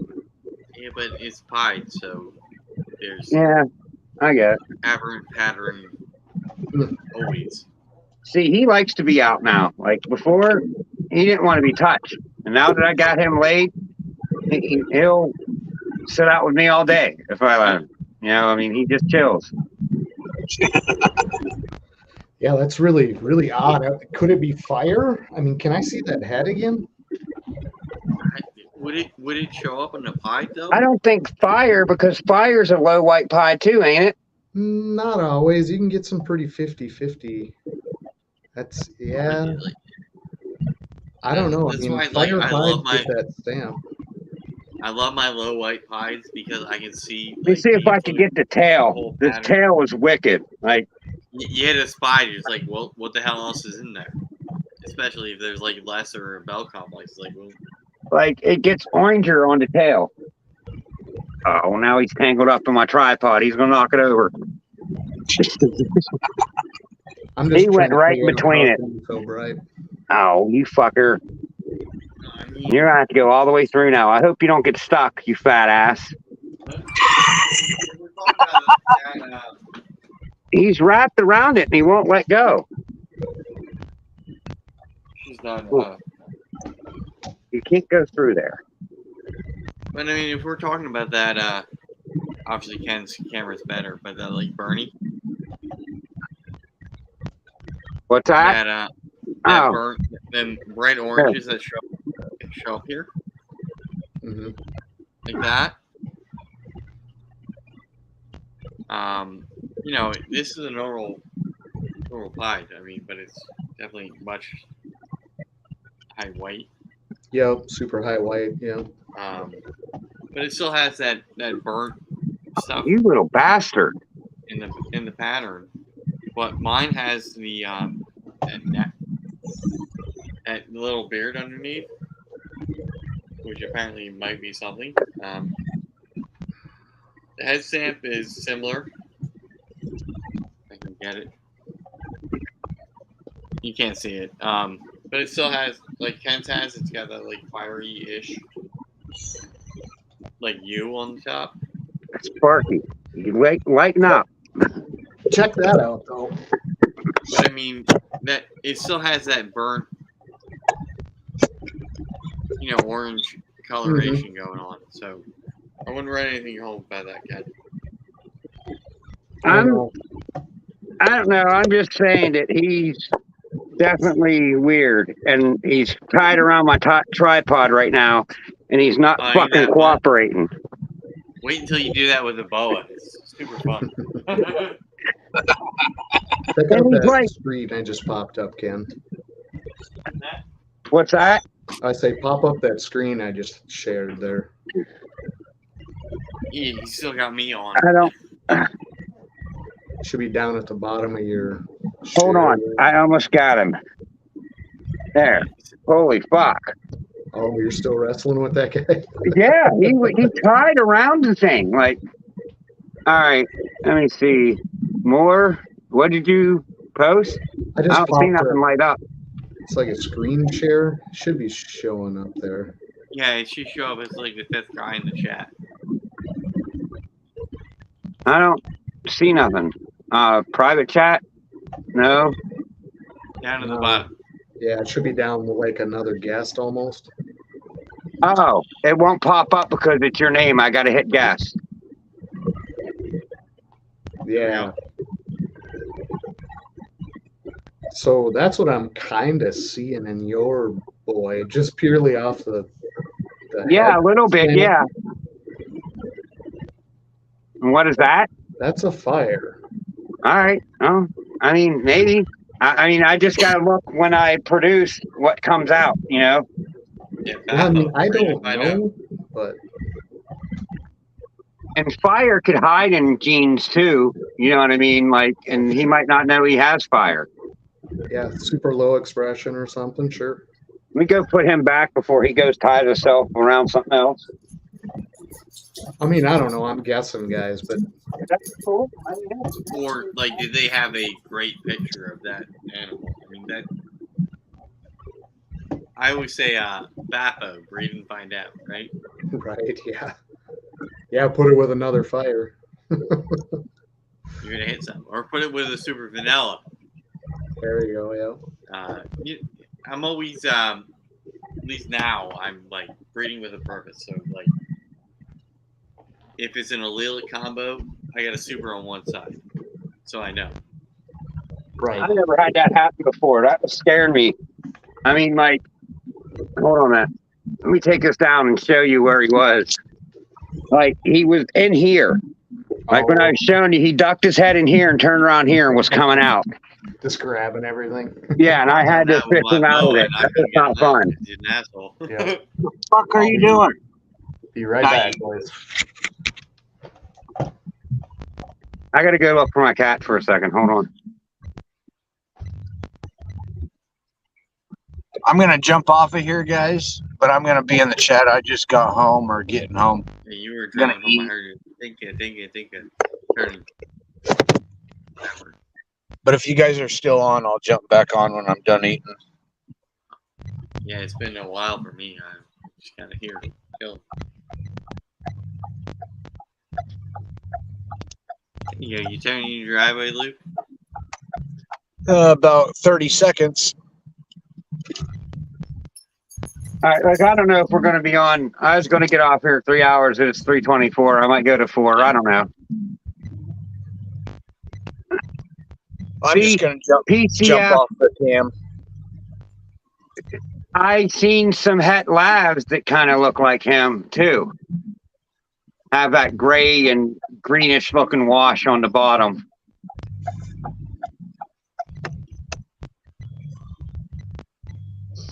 It's hard to tell. I mean, you just gotta breed out and see what happens. Hey, good night, PFC. Have a good night, bud. Shout out to the chat. There's still 5 real mongers hanging out there. Oh yeah. All right, I'm That gonna was kind of jump cool. off. John was like, wipe down, wipe. All right, Right. Had to hop up real quick. Sorry about that. that's all right. Oh man, hey, it's nice to like see you, meet you. Yeah. Yeah. Well, I see these pop up once in a while, but usually they're so busy and people going on. I don't have a spot to really stream from. So we're going to try to start, though. Try to get a little more active with the groups and get involved with everybody a little better. Well, hey, Yeah, anytime that I'm on a live, you're welcome to hop up. Awesome. Appreciate it. Yeah, I'm pretty sure like a couple weeks ago, maybe months at this point, we had some conversation about pairings and like that crazy. Yeah, for sure. I had asked, I think, to see your clutch again when you had posted some video of it, but you were on a live, and I'm like, well, can you drag that champagne out again? I wanted to see that champagne net vibe. So Yeah, it was something like that. And how? Yep. Now, Anyway, I that like was the champagne that het Billy pies Fresh- better than I like champagne pies. That's for sure.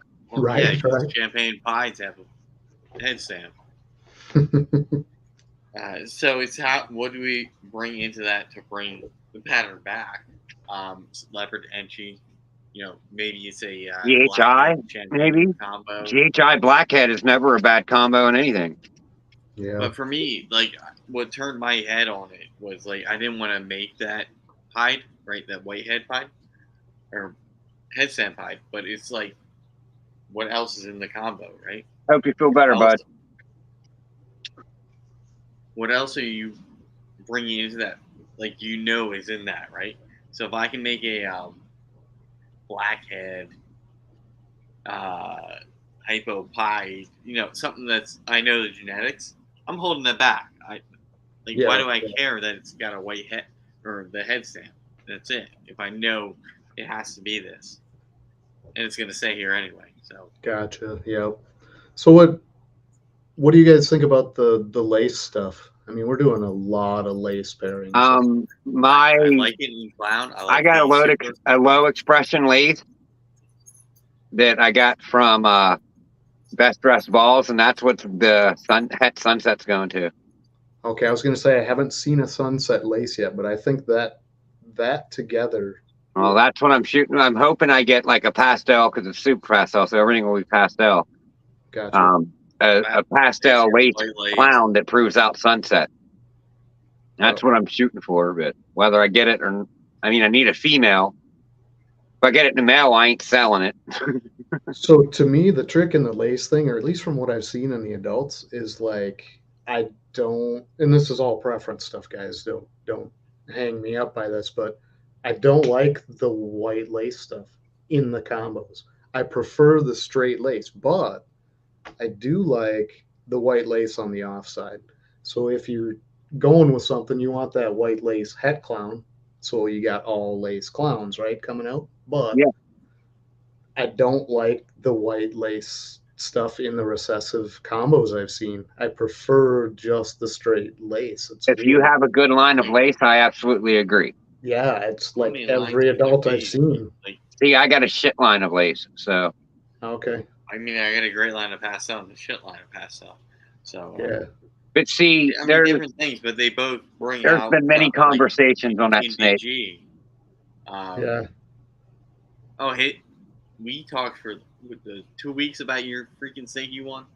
No, I'm talking about the blade lace clown. There's been many conversations on it too, Oh, sure. because it basically was born at 26 grams. Like it was born small, It's and really Even now, like it has small eyes. So the other guy that is playing this, and I want to keep him out of it. The other guy that's in play with this, when I showed him that, he was kind of like, son of a bitch. I just told you, I figured it out because its pattern is irregular. Like it don't look like a blade clown. It don't look like a lace clown. It don't look like a blade lace clown. But if you look at the low expression ones online, it has like the pencil lines on it, and it has that all the way up it. And the other guy said that since it's small eyes, that's a sign of that either the male was too small or something was wrong in incubation, and he feels, just like what you said, don't hold him to it. He feels when that happens, it could also be a pattern stunner. It could. I've heard that, and it sounds to me like what you're describing is like an incubation temp. Yeah, so they said it's either incubation temp or they rushed the male to get him in. And I don't want to accuse anyone of anything, you know what I mean? Mm-hmm. But well, you can have a defect from literally anything. Yeah. So it's hard to say, but I think you have a see perfect that clutch, more. perfect incubation, still have baby Yeah. balls. Oh, like absolutely. in a blue-eyed Lucy complex. Yeah.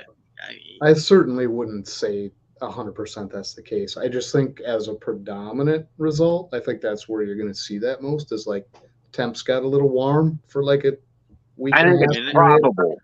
Yep. Rush. I mean, it's not 100%, but it's probable that that's what happened in my case with this snake. Okay. I mean, will it sounds like that to me, but I'm not going to say it is. I mean, will it throw low expression? It can, sure. Who knows? You know what I mean?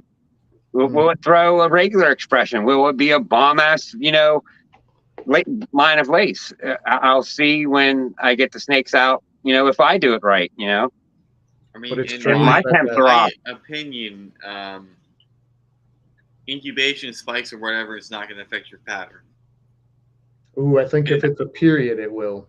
Like if it's an extended period. Pattern, I think so. I think it would affect, if it was high the whole time, like it was slightly high the whole time, maybe, or slightly low, but not a pattern. Yeah, I kind of think it will, man. I don't know, but I would say that if it's an extended period of time, I don't think it's going to cause like the eye defect can be a real short period of time, but like stunted growth, things that are like way wonky, if it's a long incubation period where it's 3-4 degrees high for like a week, you're gonna see all kinds of wonky results. I'm not gonna test that to prove it out. No, you certainly. And that's what this other guy basically said to me. Lower to exactly what you just said. Prevent a shark mouth and like a Enchi complex thing. Right. Wherever that is. Maybe go instead of 55 or whatever days, go 62 because I dropped it down to sort of maybe bring something out more. Yeah. See, I heard that with super black pastels too. Hell, this snake got a crazy pattern because I spiked the temperature. No, that's not something you would ever want to do. Or like, I'm gonna try to figure out if I can temperature control ball python sex like leopard geckos or geckos. I don't think that exists. That was going to be my next question because the last 3 clutches we had were like 80% female.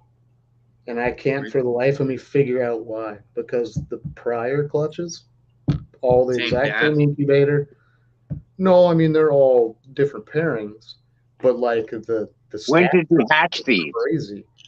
With like, and in comparison to seasons. I guess I'm not sure what you mean, like late in the season. These were No, like from the ones you got full females, where they say in winter. The ones where you got more males were in the summer. Was it No. a season difference? Well, they weren't lumped like that because our season was really odd. We started having clutches, I want to say, end of March last year, but it went all the way through late August. So they were pretty spread out, those last three clutches. And all three clutches were like an 80% female. And I'd say that as a rough number. I didn't do the actual Right. calculation, but like 4 females, 2 males, 1 clutch. 5 or 6 females, 2 males in the other clutch. Huh. I'm going, how can that be back to back to back? I mean, same incubator, same temps, same process, same time period, 55 days every clutch. I think it's like us. I mean, we're all Just men. odds. I mean, I don't know. We decide whether or not we have baby boys or baby girls. Was your males that sired them clutches bigger? Nope. Huh. Nope. Same age, different. Well, and what's weird is 2 of the clutches were What's up? same male. The Huh. third clutch was different male, but same age. 3. I mean, John, just track your incubation temperature, what your sex odds were, Mm-hmm. and eventually all of us can track that shit, and Right. we'll see if there's these guys are going warmer, they hit more females. These guys are going colder, they hit more males, or whatever. Right. Yeah, I it just think- seemed odd to me if you'd heard anything in what might kind of affect that because it I mean, just. I seemed like a heard. high percentage. I think Garrick DeMeyer, or not Garrick DeMeyer, Gavin. Yeah, Garrick DeMeyer said that he was It was Gavin. slightly Gavin raising his Gavin was the incubation temperature. temperatures. Got more females or something like that. Not Garrett. Yeah, it was Garrett Garrett. DeMeyer, just announced that you join his Patreon, you might win a snake for the rest of the year. Right. But it was Gavin talking about Gavin from Balls to You talking about the temperature. UK guy. Yep. Yeah. I thought they did say Garrett did change his No. temperatures. He might have done something wonky where like it failed one year and then he changed it to that and it worked forever. But that's a different thing. But we're talking about incubation temperature to ball python Produce sex to produce more females. Yeah. Right, like you would in leopard geckos or some other. I know with certain specific reptiles that's like really able to be calculated. Like you said it here, you got all females. Some turtles. Yeah, I think, leopard is geckos. one. You make it a certain temperature, you get it all females. Yeah, Those eggs. That's what's up, Cole. So it's like I have leopard geckos. Like, well, how the hell do I have a whole separate incubator for like that one egg I want to be a male? Right. Yeah, I I don't know. there's like time and duration, but it's like whatever you're gonna be, you produce me a raptor, whatever sex, I'll be happy. I'm just gonna chalk it up to just the odds, honestly. Yeah, I don't think you should think too much about it or even try to mess with it. Like just stick with what you're doing. It's working. You're not losing anything. I mean, we'll take the Imagine females, if we right? Yeah. could, though. But think about it. Who Think about wouldn't? it. You have a nuts recessive project, right? You got that one egg, right? Pick out one egg. This is your male. Yeah. Gamble on the codons, whatever the hell else is going on here. But you're gonna make that your male. You make these other whatever viable eggs your females. That could change things more than genetic testing. Oh yeah, you could To absolutely be able to, That's what got us so curious because to us, we'll go through the whole clutch, and we'll wait 3-4 weeks into it to even check or look because honestly, right out of the egg, I don't pop well. I am a little nervous about doing some damage when they're that small, 60, 70 grams. They're pretty tiny. I do it after the first shed, like that shed. That's Right. what I pop. So we'll wait that 3-4 weeks, and then as we're going through probing, we're like female, female. Like Are we what? doing this right? Right? Like what in the heck with the Yeah, I mean, you got to at that point in time, you got to make sure them peens come out, because it's the easiest to do it then. yeah. Um, Yeah, just super high female counts. So was curious if you guys heard anything different than we did. Only thing I heard on that is adjusting your temperature. People are trying it. There's no like concrete answer yet whether it is going to or it is not going to produce more females, but there's trials being done and yeah, statistics it's being like within recorded. our parameters, we're trying to figure it out, I guess. Gotcha. So where do you set roughly? I mean, these were like 89.5, 55. Yeah, that's roughly what I'm at. What I do. Like dead on. We're watching that. It might go to 89.7, 89.3, but it's super stable. But there's that finite window where you can still Suspects. hatch a healthy ball python. So it's like, how do you tweak that to try to experiment Right. within being able to? I was just curious, like asking you guys where you run yours at. We just set it there and that's where it is. Yeah. Yeah, around like 89 point whatever. Yeah, Around 89. 89 is where mine's at. But I've only hatched one clutch in all champagnes, 2.3 combo, Gotcha. male to female, but 4 champagne combos. So Yep. And Ken, So I you're think, going on year 2? me, yeah. No, this is my first year. I don't even have a And clutch first yet. year. I have 4 females that are gravid right now, and I think Nice. pregnant because they're getting fat. I had 6 locks this year. So, I mean, we're going to see how it goes, see what happens. My incubator's not kind of done yet. So my Get it set up. good Get it buddy set down up the now, street get it- that just like helps me out with everything says, pack up your tubs and bring them down here. I got a foolproof method where your first year is going to be successful. Okay. So I'm Good. like happy about that. And then I got a little bit of time to like really dial in a good incubator. Okay. I was gonna say, yeah, fire that thing up, man. We Yeah, keep it make running sure a couple months. Just let it get run. your before fake we can tub in have there it, with probe. Yeah. Yep. Yeah, because I know getting it basically up the temperature, you don't just want to say, okay, I got eggs, put it in there and plug it in. You kind of want to get that temperature control, Right. going and make sure you have everything up and, kosher before you stick your eggs in there. Yeah, get Yeah, so 6, mine 7 will gallons of start water in there, around getting all April, up I to think. temp. Yeah. Just to turn it on. Yeah. When I go to build one, I'm sure I'm going to have questions. I mean, it seems pretty cut and easy. Right now, there's a junkyard that I pass every day that has one of them glass doored coolers just sitting there. The compressors are out of it. Everything's out of it. But it's one of these junkyards where it's ran by this 80-year-old guy that's never there. I've left messages inside the thing. I left messages taped to the door. You just got to kind of catch the guy there. Yeah. So, I mean, it's sitting there. I got a freezer, just like a stand-up freezer out there that Work I'm perfect. just going to use. But then I seen that and I said, well, I want to wait and see if I can get that because I'll be opening that fucking freezer door every day looking in. Like, so Yeah, I don't won't do that. blast to look in. So I mean, Yeah. Set it. I got set it like a method to smoker. do these eggs this year. So I don't have to be in a hurry to do anything. So. Yeah, just put a sensor in there and for God's sakes, leave that damn door shut. It'd Oh work my God, perfect for you. I swear I looked at it so many times, burping that tub the first year.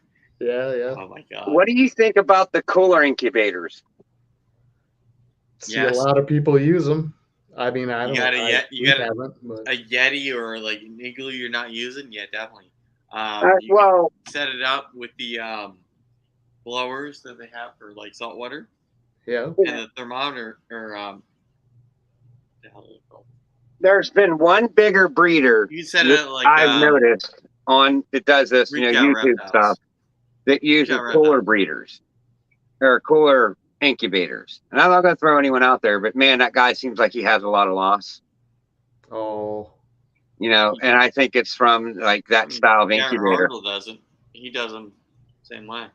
I know I've seen piles of people use them, and it's not been an issue. But you, like anything, you got to do it right. Well, maybe it was just he had a bad year. You know what I mean? I like I said, I'm not here to put anyone down, but this, if you watch this certain person's videos through this year, and it's just like, I had an 8/8 clutch and now it's down to 4. I had a 6/8 clutch and now it's down to 3. And it just had a lot of loss. And I'm like, man, That's rough. Yeah. yeah. There's a lot going on. There's a lot of temperature, humidity, mechanical stuff that goes on with an incubator. So whatever you decide to do, whether it's a beer fridge or wine cooler or a cooler system, your big igloo with the aquarium thermometers hooked up to the thermostat and the blowers going on inside, you just have to get it dialed into your temperature. That's it. Just be consistent and get it right. I mean, I don't think you could put it in anything, a cardboard box, if it stays consistent. This day is like 89.5, somewhere around there. Yeah. But I was going to err on the side of low a little bit. I was going to put it to like 89.2 and let it go to like 55 days, 56 days. Just I don't know, a low and slow, maybe to 60 days would seem like it'd be better to form the snake. You know what I mean? Yeah. My best advice is don't check it, right?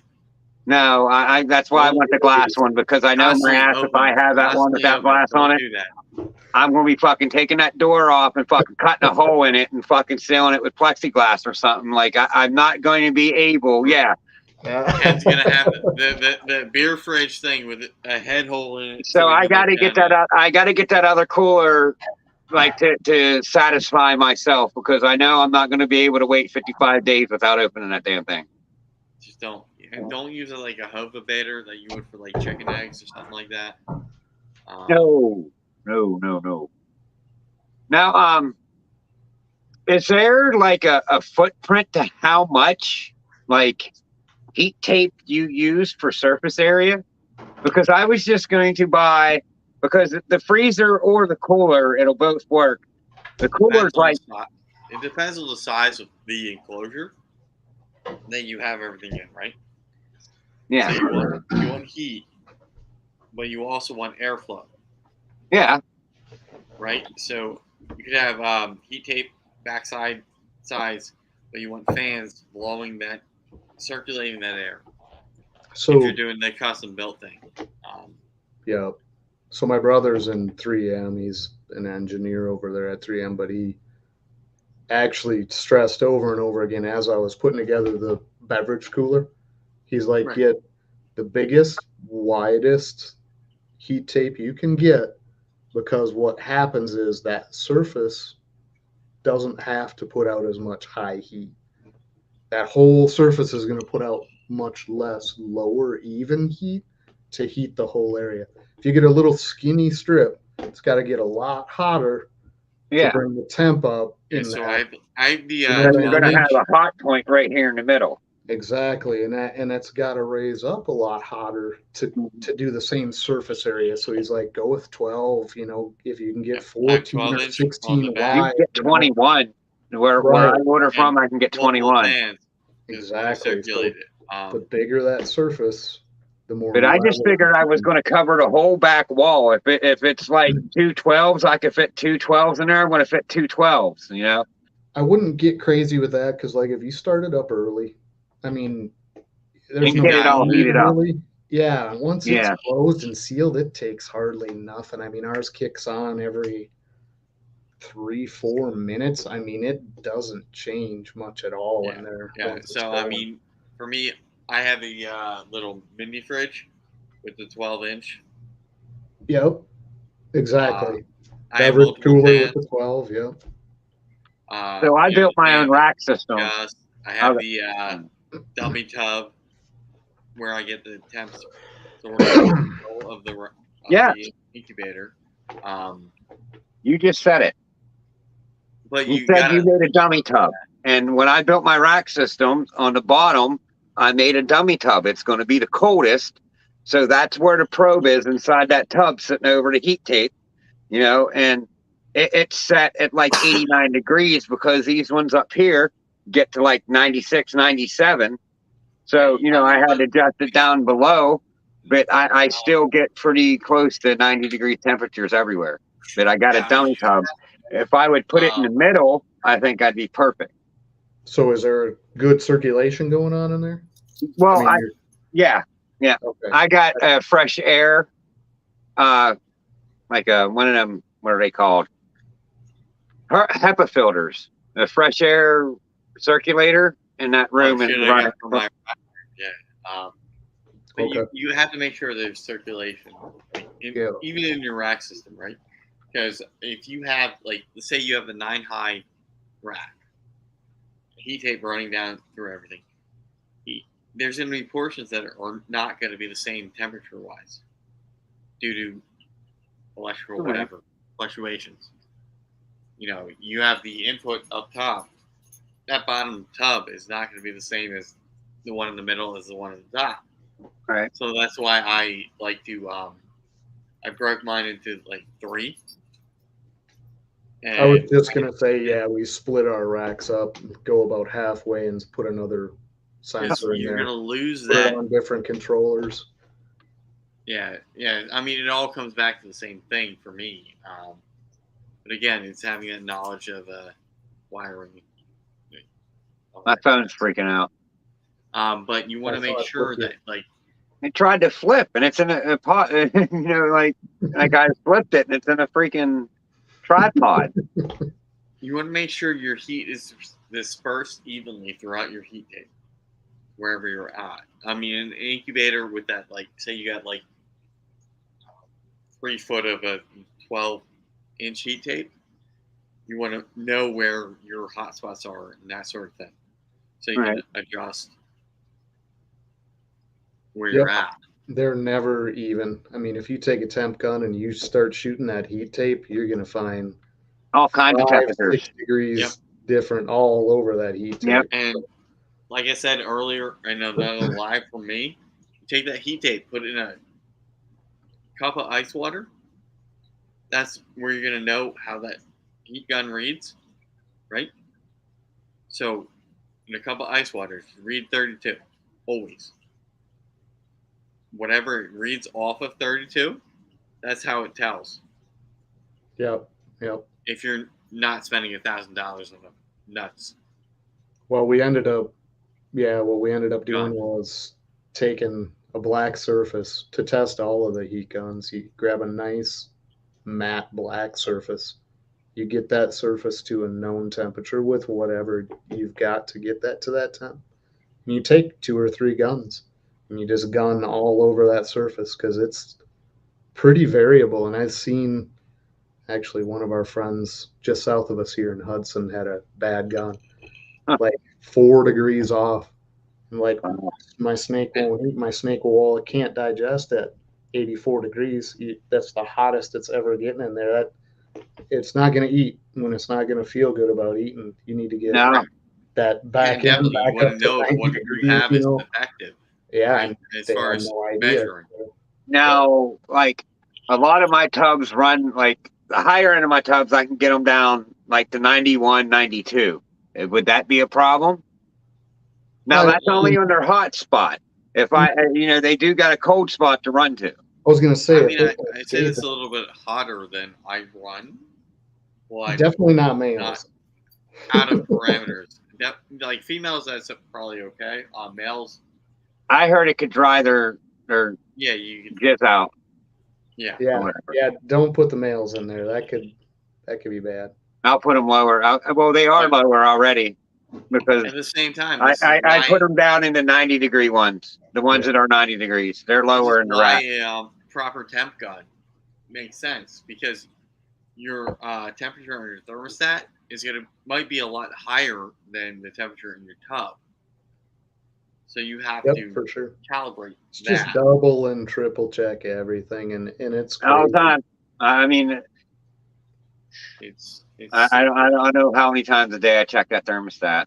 I mean, I check the thermostat, but I'm also checking the heat tape. Tubs. I mean, I invested like $6,000 this summer, like in this stuff, and $6,000 is quite a bit of money for me to invest. You know what I mean?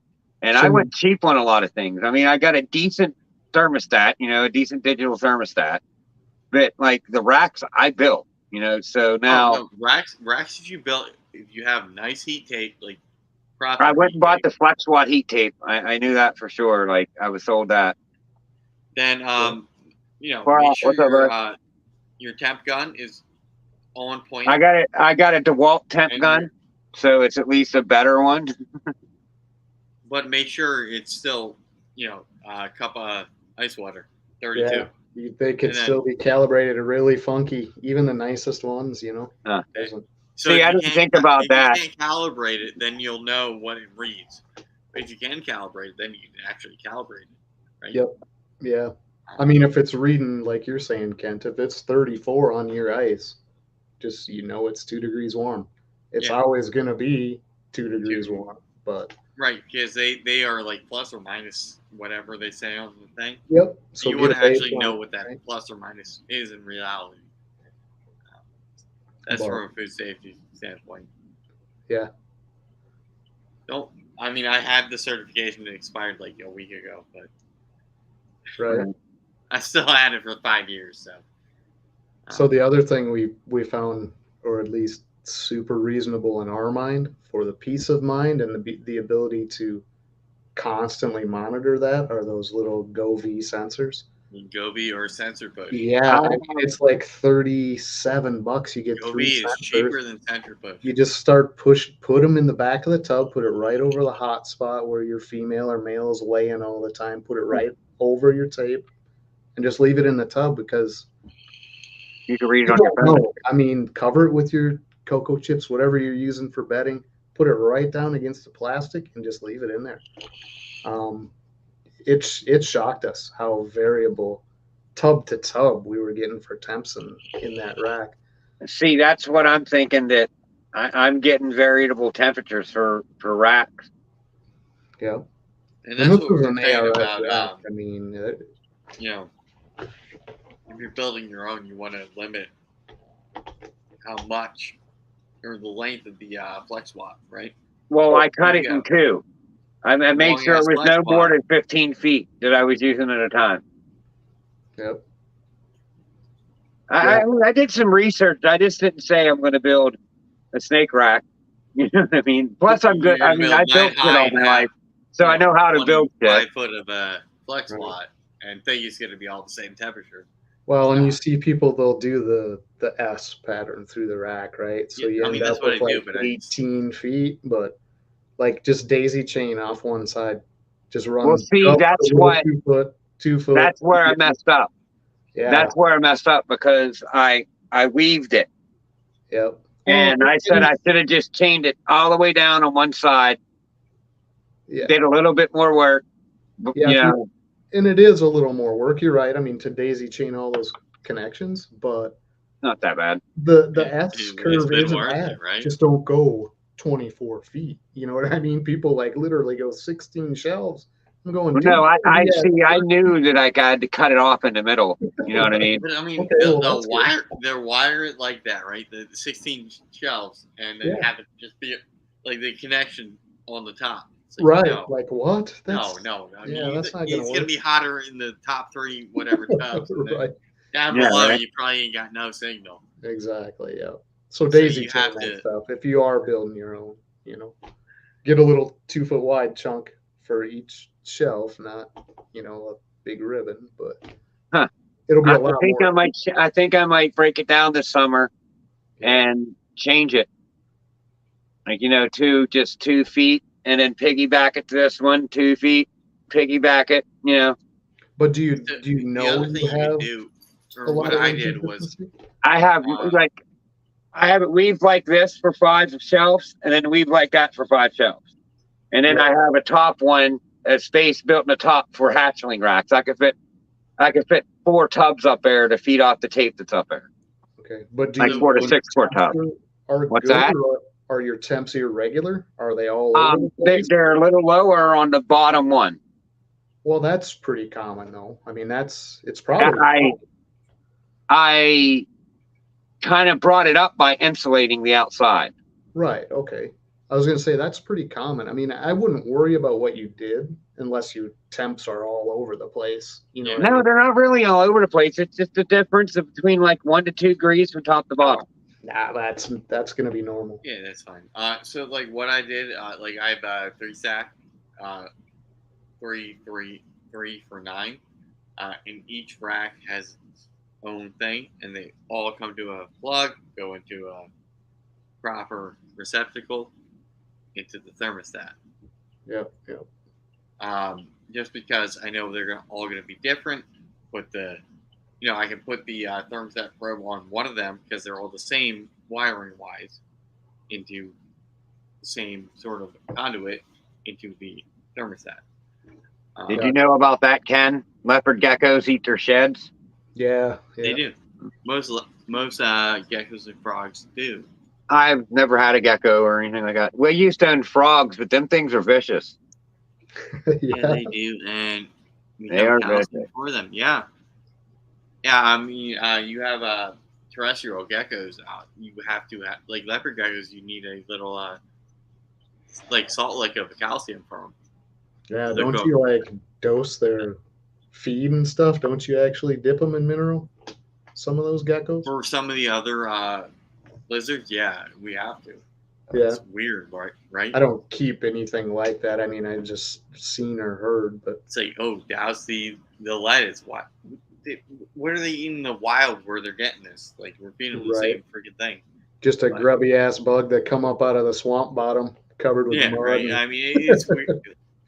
right. Be happy you deal with ball pythons and snakes because lizard community, they're cutthroat. Yeah. Oh, All you right, have Luke's one got a sand? question if you know it, Kent. He was acting Sure. Victor, but do you know anything about the powder without D3 in it? The vitamin. Well, we need vitamin D, right? Yeah. Y'all pasty asses been to your doctor, take your vitamin B supplement or vitamin D supplement, right? So we are not outside to bask. So the D3 goes into calcium because we might not have the husbandry correct for our animals. So that sort of builds up.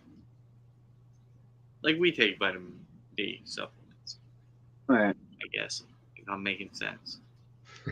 I don't know. I'm getting tired.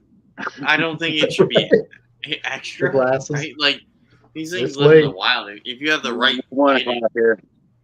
and feeding, they should be fine. But all right, I'm going to end this and go to bed. We made it to 4 hours. Yeah, That was pretty well. Guys I in gotta the go to chat, work in like 5. thanks for hanging out. All You right, man. freaking rule. John, nice to meet you, buddy. Like, put a face man. to you. I know we talked here and there, but nice to put a face to you and meet you. Awesome. Same, Welcome same. back anytime. Kent, Definitely been fun. Yeah. see you around, bro. Oh, All right, all man. right. Peace out, guys. Appreciate it. Later, guys. No problem.